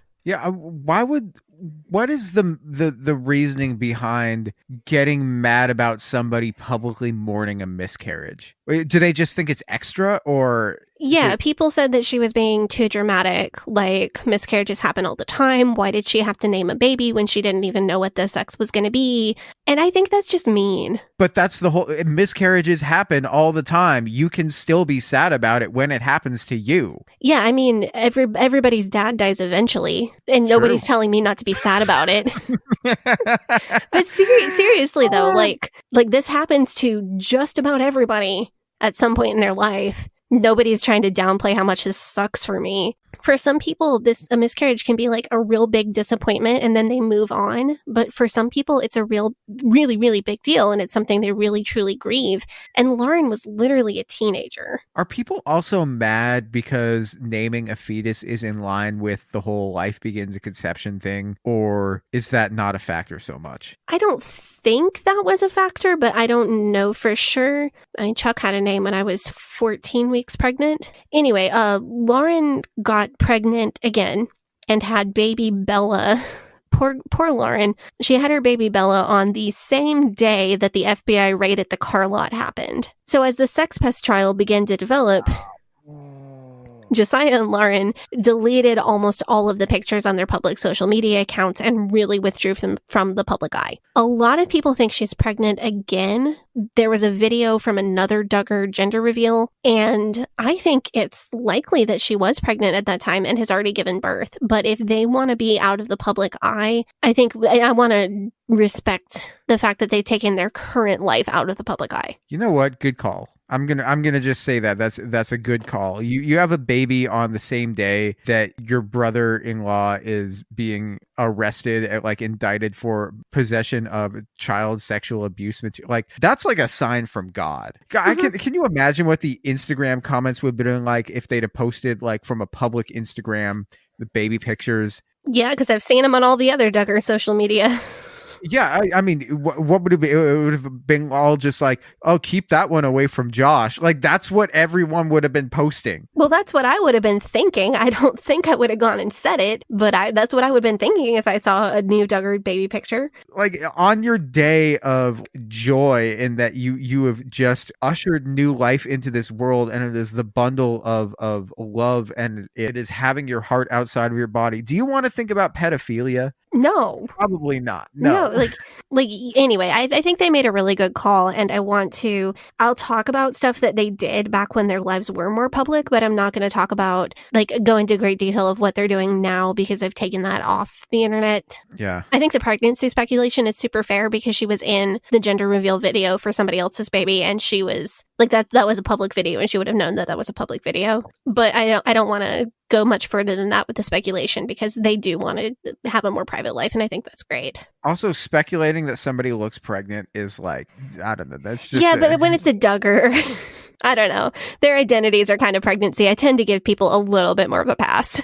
Are you in this have you married into this family? Are you a member of this family? And are you between the ages of 19 and 40? The chances of you being pregnant is greater than 50%. So we can move on to somebody who probably isn't pregnant. Probably. I mean, not that we know of. And that's so John David Duggar and Abby Burnett. So John David is actually the second oldest Duggar kid, because it was Sex Pest and then the twins, John David and Jana.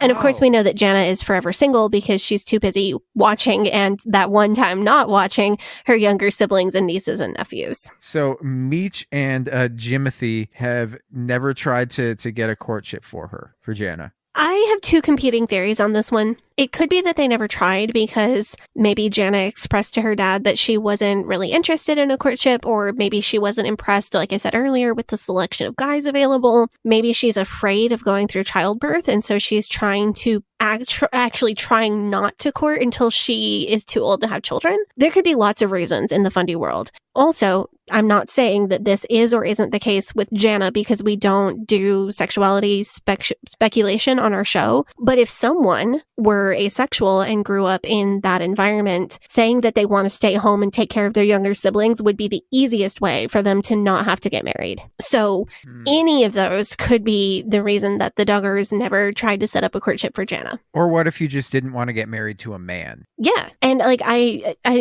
not going to speculate on a particular person's sexuality, but that could certainly be a reason. So here's another question. It's like, so the Duggar daughters who have been able to get like the furthest distance away from the IBLP, they've been able to do that because they've married somebody who wasn't really super fundy, and then they're not under Jim Bob's headship anymore. Maybe it's something to do with that. That's the other competing theory. That it's not that Jana doesn't want to get married, but that Jim Bob needs her to keep up the household and watch all those children, and he can only make her do that as long as he, in the Fundy sense, owns her. Oh, right, because she's the oldest daughter, so she's got to be running things. Right. That's a lot of responsibility. Okay. Yeah, Lord knows he can't be bothered. Like, it's got to be, like, he's got more important things to do, like making arrangements for his pedophile son's house arrest, or running sleazy used car lots, or trying to unsuccessfully run for state senate, despite the fact that he probably committed perjury, and he has spent the better part of 2 decades enabling his pedophile son to continue to abuse people. Yeah, he's very busy spending $80 per vote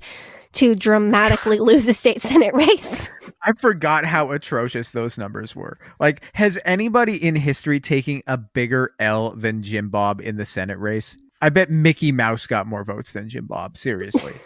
Honestly, I can't think of anybody who's taken a bigger L. I hope Putin will in Ukraine. But Jana's twin, John David, is married. He married Abby Burnett in 2018. Abby is one of the Duggar in-laws who's a little more interesting to me. How come? So the Burnett family is another large IBLP family. Abby is one of 8 children, according to her 19 Kids and Counting fandom page, her Fundy Wiki pages. She attended Journey to the Heart, which is an IBLP program for teens. The IBLP has programs for teens who are being bad and need to be fixed, scare quotes around all that.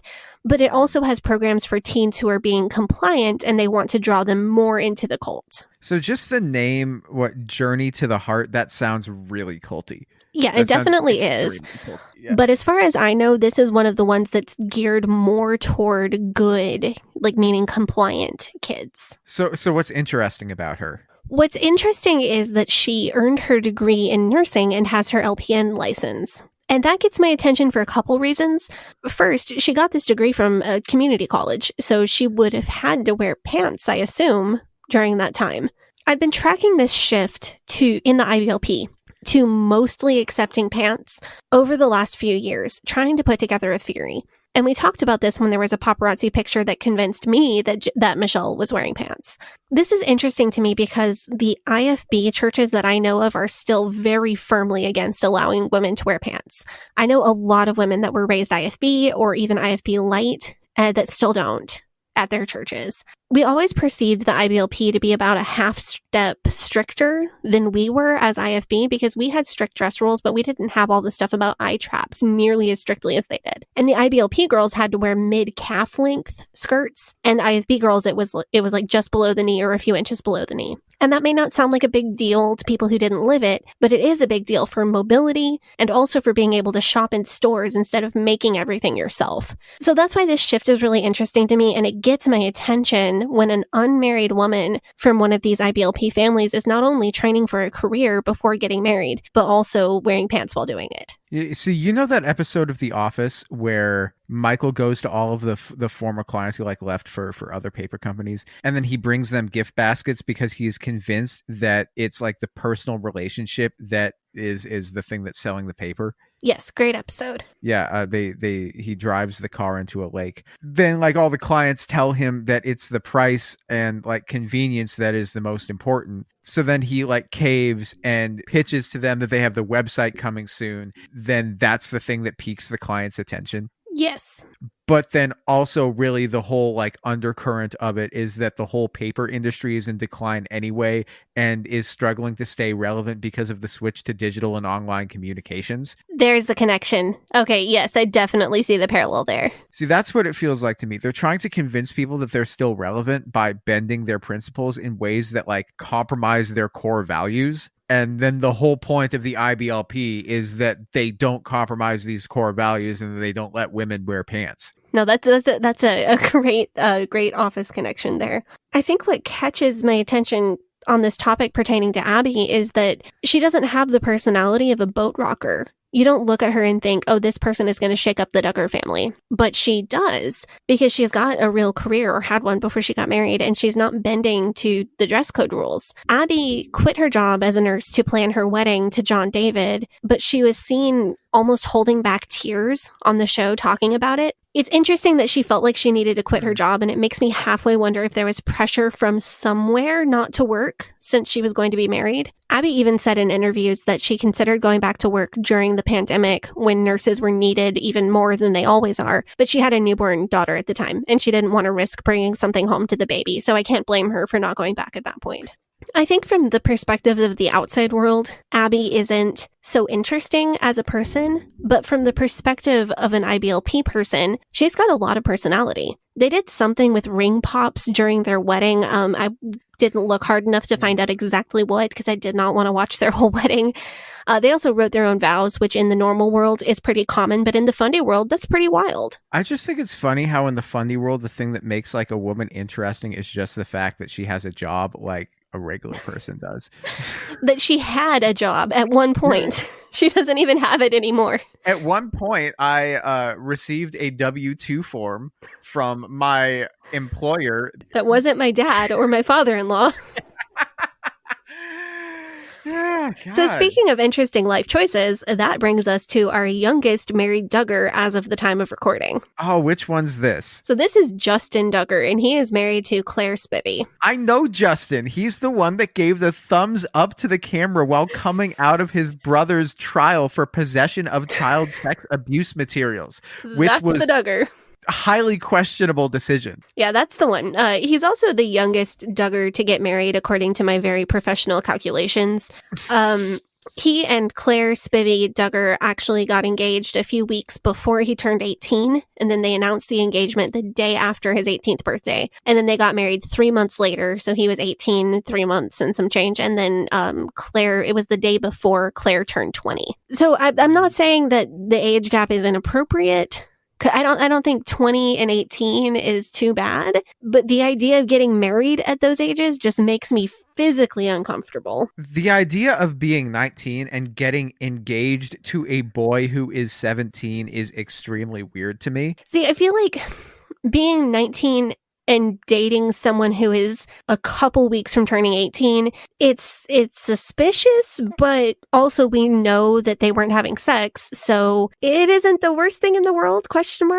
But anyone getting it engaged at 17 just blows my mind. Yeah, I mean, I think it's sus. Definitely sus, but it's weird to be 19 and to find a 17-year-old attractive from like a maturity standpoint. When I was 18, I had a crush on someone who was 17. It was like a couple months before he turned 18. But we were both in college, and it was Hyles Anderson. So obviously not a sexual relationship in any way. The thing is, like, you're both in college at that point. Because, like, for me, I'm thinking 19 is sophomore in college, like end of freshman year, start of sophomore year in college. 17 is senior in high school. When I was a sophomore in college, I can't imagine dating somebody who was still in high school. It's not even just like an age difference. It's like what is this person even ready for? Like what? Like you know okay. What I'm saying?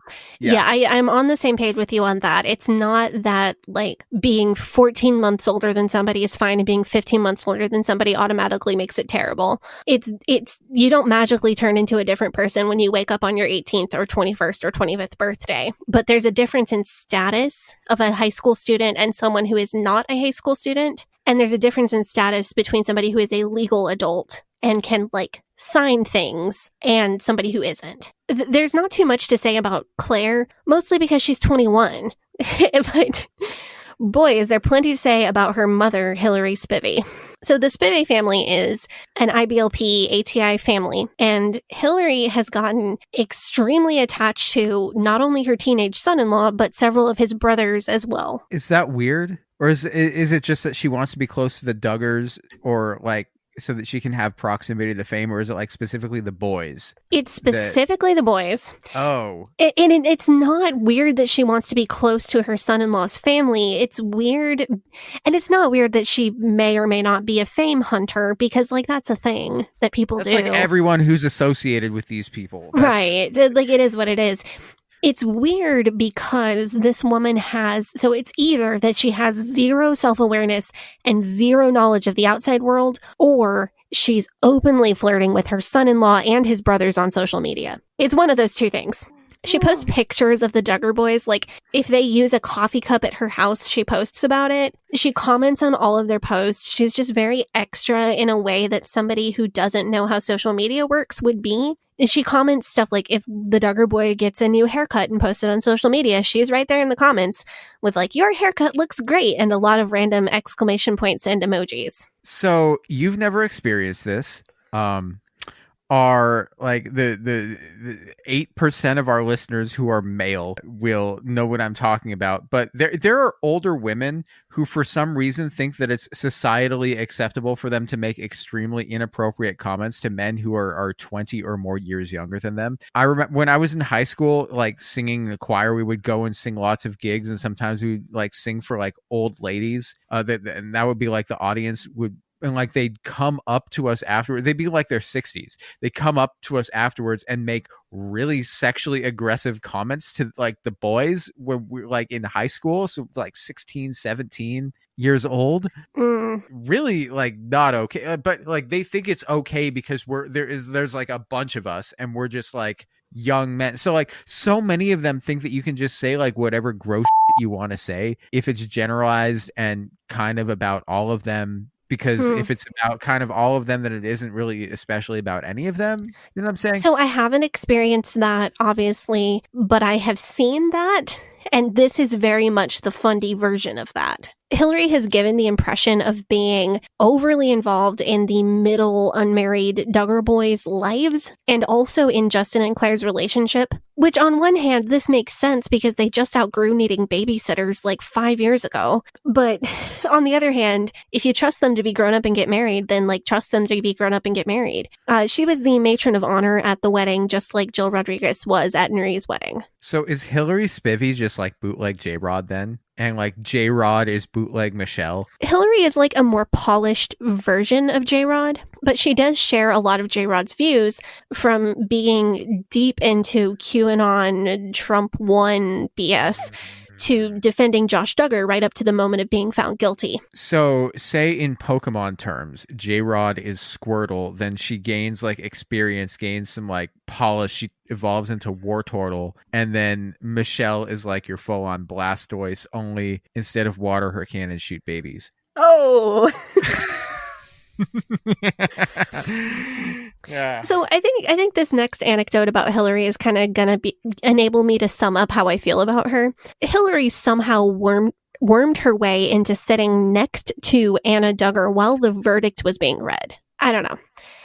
It seems like this woman that Anna barely knows was probably not her first choice for support. And that's another J-Rod trait, like how J-Rod went to a funeral for several children and made a scene and made it about herself. Hillary worked her way up to the front row at the trial and made a big show of like being the person to walk Anna out and comfort her on her way to Jim Bob's SUV to get whisked away to who knows where she went after the trial. I can see how it's very possible that Hillary was trying to be kind to someone who's going through the worst day of their life, but she does not have the self-awareness to see that there are other people who could probably support Anna better. Wait, you know what Hillary makes me think of? What? Okay, so if you're CPR certified, you should know the Good Samaritan laws in your state. I was CPR certified as a lifeguard in Illinois almost 10 years ago, and I've reviewed the knowledge that I got from that training, and I've taken courses online that are like free review courses that don't recertify you. I've not been recertified. So I have the knowledge, but I don't have a license. So I know that under Good Samaritan laws, if I'm out somewhere and I see a person, a stranger who needs immediate life-saving medical attention, I'm more qualified to step in and try to help them than someone who does not know how to do CPR and has never taken a course. I also know that I am less qualified than someone who has a current civilian CPR license. So if I'm in, like I was in public recently, I saw somebody who had an emergency. I need to evaluate, am I the most qualified person to step in? Because if there's somebody who has a current CPR license that I don't have, I need to defer to them and assist in any way I can by calling 911, by directing bystanders to make sure 911 can get through whatever it is that I need to do. But if a person who has a current CPR license is trying to help the situation and the EMTs show up, the person with a CPR license needs to defer to the EMTs when they show up because they are yet more qualified. There is a hierarchy of people who are more and less qualified to help. Now, if I see somebody having a medical emergency in public and there is no one else there, you better bet I'm going to step in and do what I can to help them. But if there's somebody more qualified, and there probably is in a lot of scenarios, I'm going to defer to the person that's more qualified and assist. Hillary sitting with Anna and trying to comfort her at the trial is like the person who has CPR training and sees something go down and then gets in the way of the EMTs and tries to tell them how to do their job. But if you believe that God put you in that moment for a reason, like... Right. It's not that Hillary is the least qualified person there. She's just not the most qualified person there.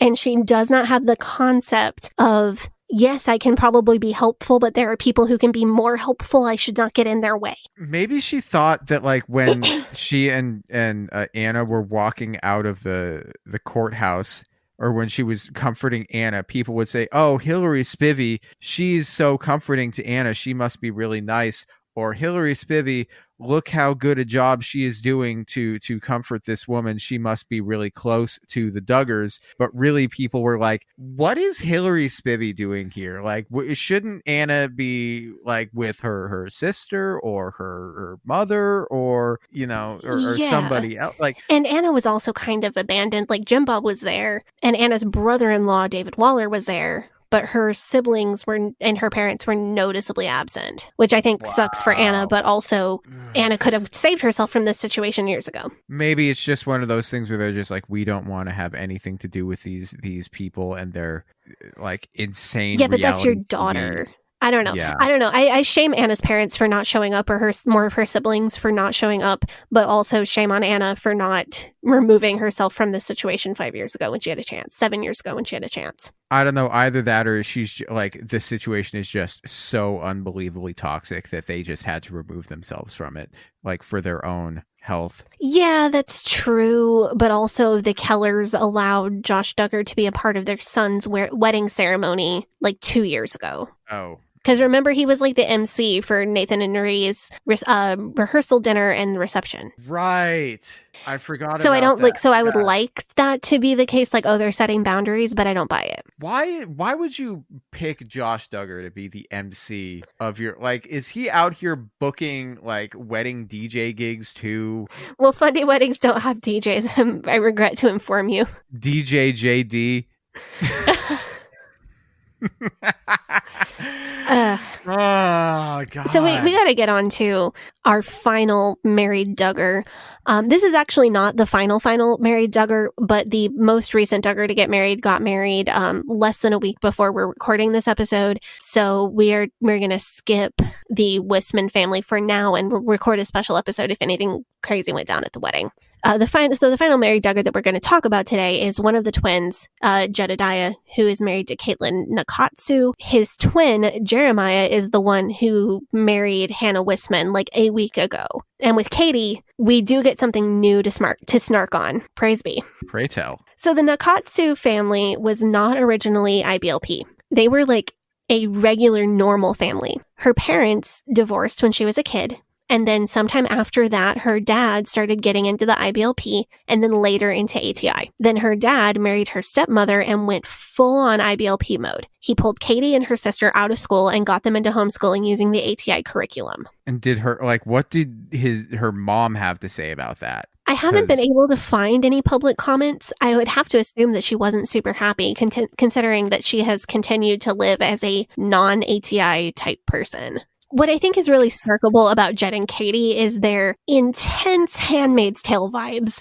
Jed is the Duggar that is following in his father's footsteps in the family business of being a failed politician, and Katie seems like she was handpicked to be the perfect politician's wife. What's he going to do? Is he going to go to law school or like get an internship with, I don't know, some rep at the Arkansas State House, maybe then go to like work for one of these conservative think tanks? So far, he interned for some political campaigns, and then he was an intern at the Arkansas State House of Reps. And then in 2020, he ran for a state house seat in Arkansas, but lost to, drumroll please, a Democratic woman candidate. A Democratic woman candidate. So what was the district? Was it close? Is it a competitive district? I need details. District 89, and he lost by 12.6% of the vote. Holy shit, that is an abysmal. Oh, God. Hold on. I just looked this up. This kid was born in December of 1998. Okay, he's 23 years old. He was 21 years old when he ran to be a state representative. Yeah, like I said, the family business of being a failed politician.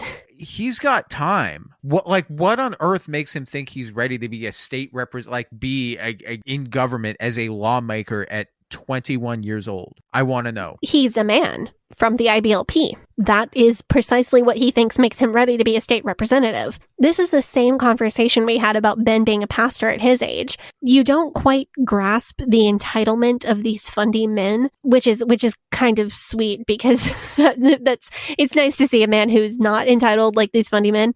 So he's apparently working for Jim Bob while waiting for another election to roll around so that he can try again. Okay, but Ben was trying to be a pastor at 25 or 26. This kid is trying to be an lawmaker at 21. Well, these people also think it's a great idea to choose someone to marry at 19 or 20 and expect that to be permanent. Well, I went to college. I went to Willamette University, which is in Salem, Oregon. Salem, Oregon is the capital of the state of Oregon. It is the university I went to is right across the street from the Oregon State Capitol building. And I knew people there. They were in the political science department. And so, yeah, like I know people now that are still in that field that I knew in college. And they were like interning for state reps and stuff and state senators when they were there, just like as part of their education. And a lot of them still work in politics now. Like there are organizations like that are run by like the state party or the national party or whatever. They'll headhunt people who they think would be a good candidate.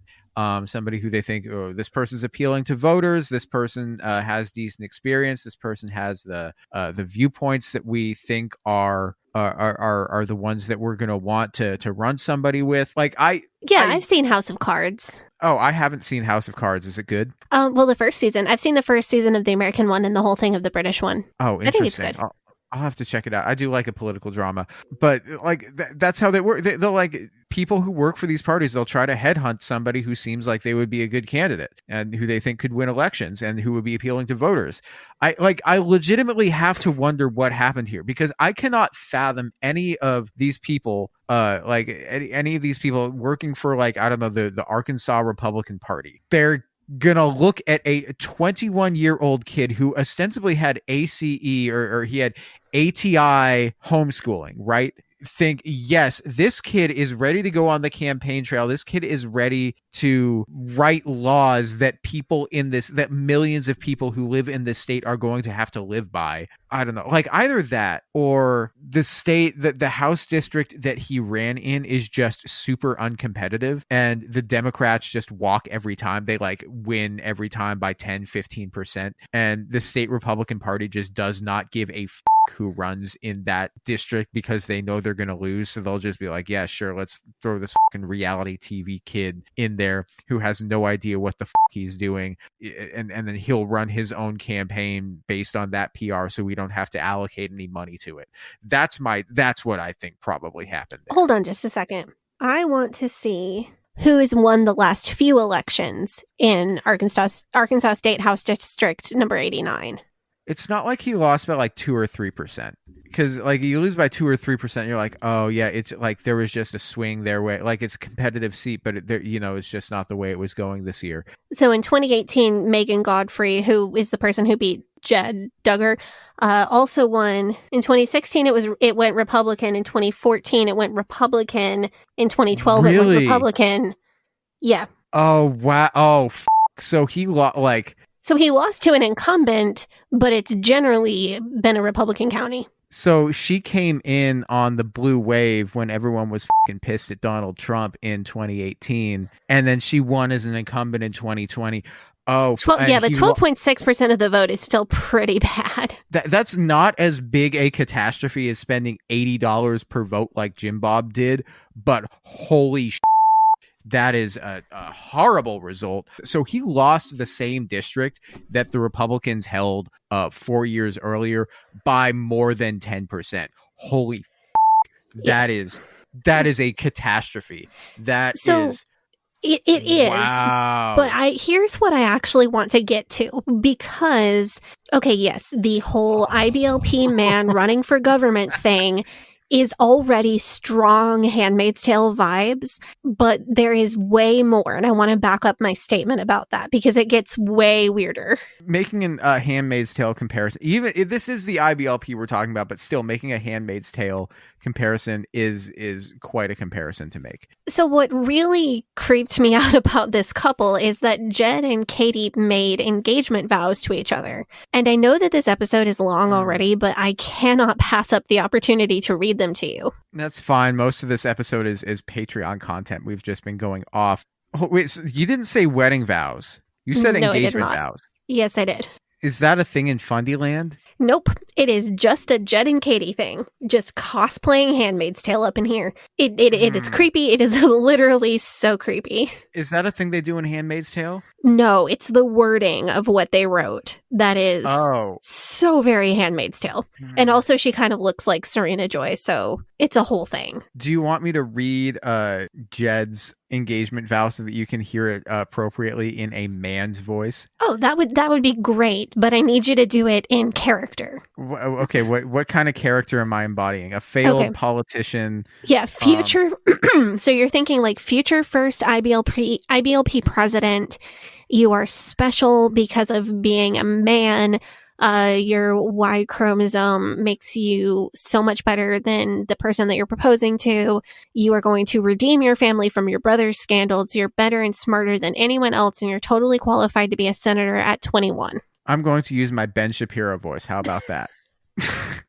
All right, fair enough. Go ahead. I put the vows in our notes for you. I hate him so much. He's I don't know if I've said this before. Ben Shapiro, my take on him is that he is a Jewish man who had his foreskin reattached so that he would be let in at the Religious Rights Country Club. I didn't know they were checking at the door, but I agree with the sentiment. Caitlin Nakatsu, in the presence of God and our family and friends, I pledge to you as my future wife. I have prepared my works without and made it fit for myself in the field and now prepare a home for us to live. Until that time, I pledge to sustain your good reputation by staying within the sight of others when we are together. I pledge to keep my way pure and honor you with my eyes, my mind, and my heart. I'll protect you by having no intimate physical contact until that day when God allows. I will come receive you as my wife. I didn't expect that to sound so much like Jed. Is that what he sounds like? If you had done that with like a slight southern accent, you would have just gotten his voice. Caitlin Nakatsu, in the presence of God and our family and friends, I pledge to you, my future wife. I have prepared. Is that it? That's pretty much it. And I don't know what Katie sounds like, so I'm just going to do it in my Baptist girl voice. If my Baptist girl voice is triggering to you, heads up. Jedediah Duggar, I receive your pledge to marry, and when the Lord calls, I will be your wife. Just as the church is set apart for Christ, I am now set apart for you. I pledge myself to you, forsaking all others. And just as the Lord calls his bride, the church, to make herself ready, I pledge to make myself ready for the day that God shall bring us together as one. Until that day, I promise to redeem the time well by preparing for the high calling of being a noble wife, and if it be the Lord's will, a godly mother someday. I pledge to you, Jed, to guard and strengthen my testimony of Christ, and to be above reproach in my thoughts, words, and actions, that you might be honored at the city gates. As we await our Lord's return with patience and firm standing, I pledge to you that I will also wait patiently on the Lord and upon you.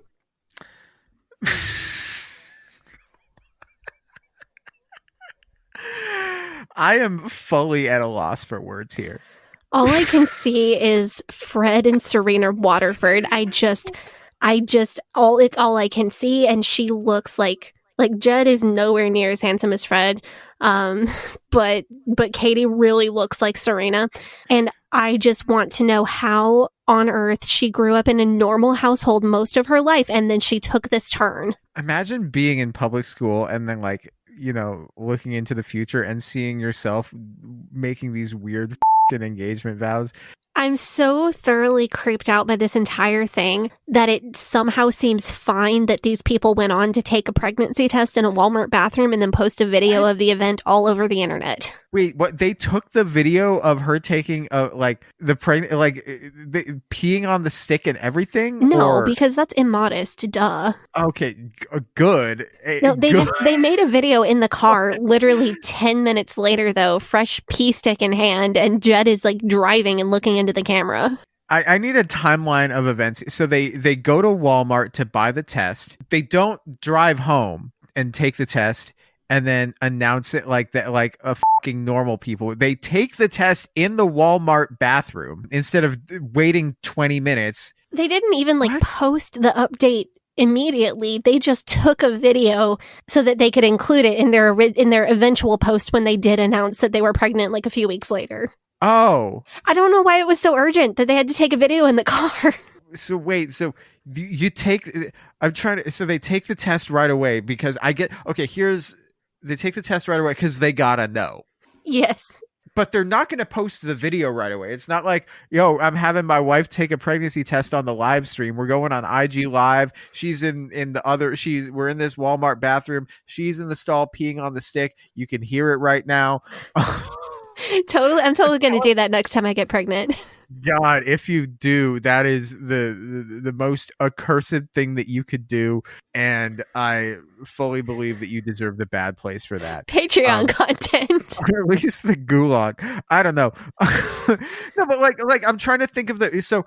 You know what? Say you're just I gots to know, and you got to do it right away. You can't wait 20 minutes. Sure, whatever. If you're not going to post the video right away, go home first and at least make it seem like you didn't take the pregnancy test in the Walmart bathroom. Take if you're going to include the test in the video, do it at home so people will assume, okay, they took that test, then they immediately threw it away, and then they Purelled the shit out of their hands for, wash their hands so they wouldn't have pee on them.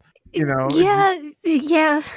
This is. Here's the thought. If you're in a fertility cult and you're early 20s, statistically, you're the most fertile time of your life, and you're having tons of unprotected sex, maybe try just buying a whole bunch of pregnancy tests on Amazon. You can get 50 tests for $20 on Amazon. Do you know how expensive those things are if you just buy one at Walmart? The brand she was using, they're $8. Are those the good ones?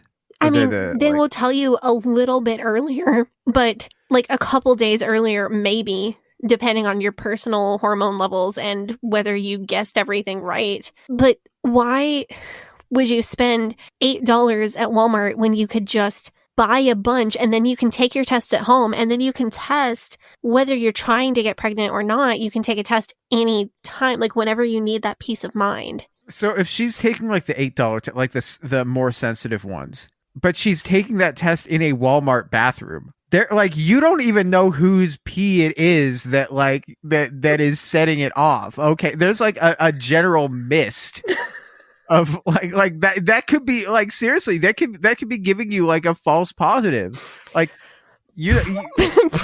not. This is a Walmart bathroom we're talking about in Arkansas. I would think that's probably not how pregnancy tests work. Okay, well, maybe I don't know. Maybe she charted out her cycle on the calendar in the kitchen, and that's how she knew she was late, and they just weren't prepared. Yeah, so. But like, she was having symptoms for like 2 weeks. Yeah. I don't know why you would not just order a bunch on Amazon and then you'll have them.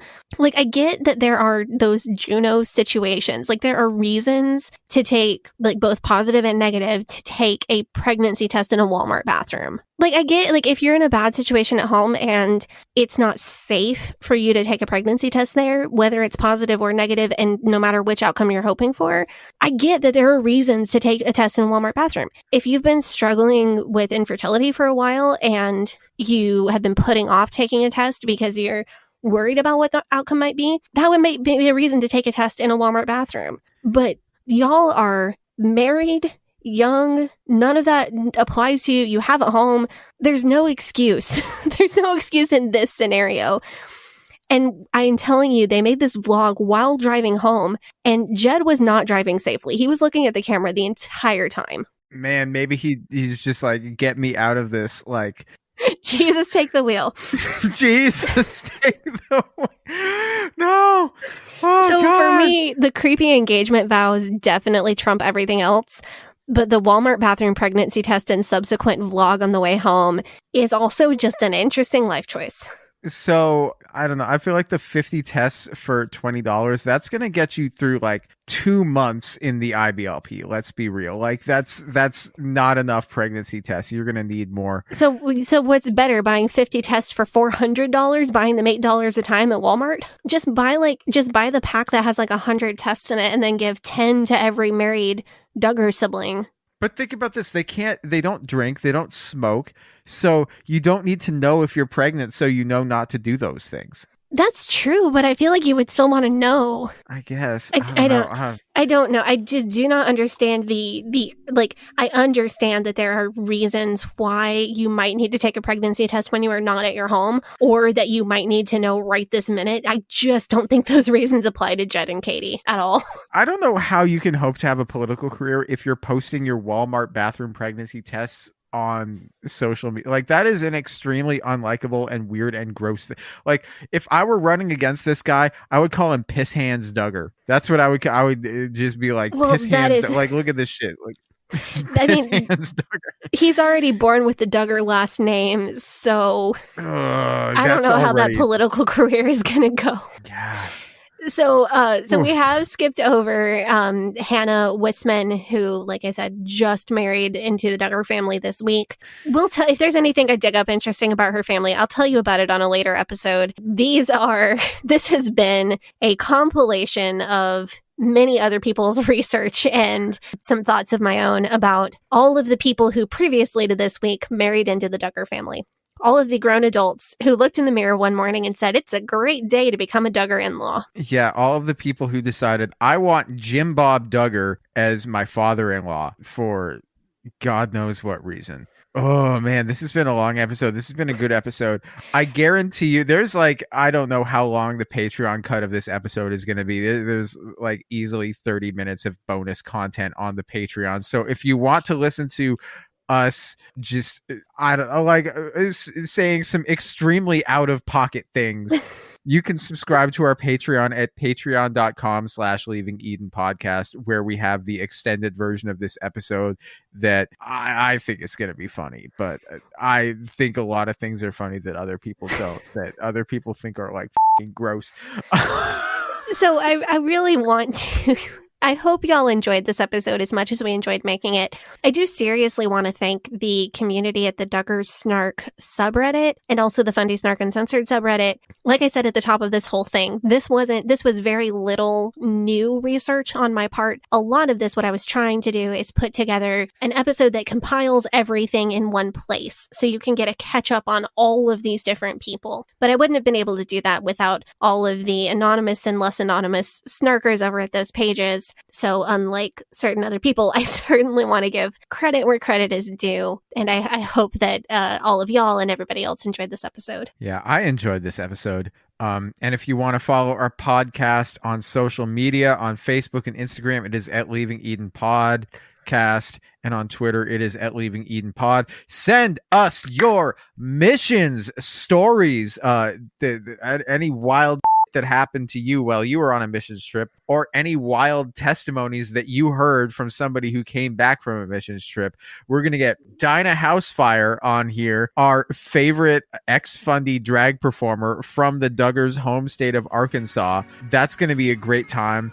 And all the three of us together, we are going to listen to read out what happened to you on missions trips, or the stories that you heard from missions trips, and then either laugh about it or commiserate with you about it, depending on the nature of your story. So that's going to be really fun. Sadie, do you want to plug your social media? Yeah, you can follow me on Instagram at Sadie Carpenter Music. You can follow me on Twitter at HellYesSadie, or on TikTok at Sadie Carpenter 1. And you can follow me on Facebook, Instagram, and Twitter at GAVRIELHACOHEN. Thank you so much for tuning into this episode. You guys have a great day. Bye-bye. But old rolling river of time, you've healed me in too many days. No regrets, no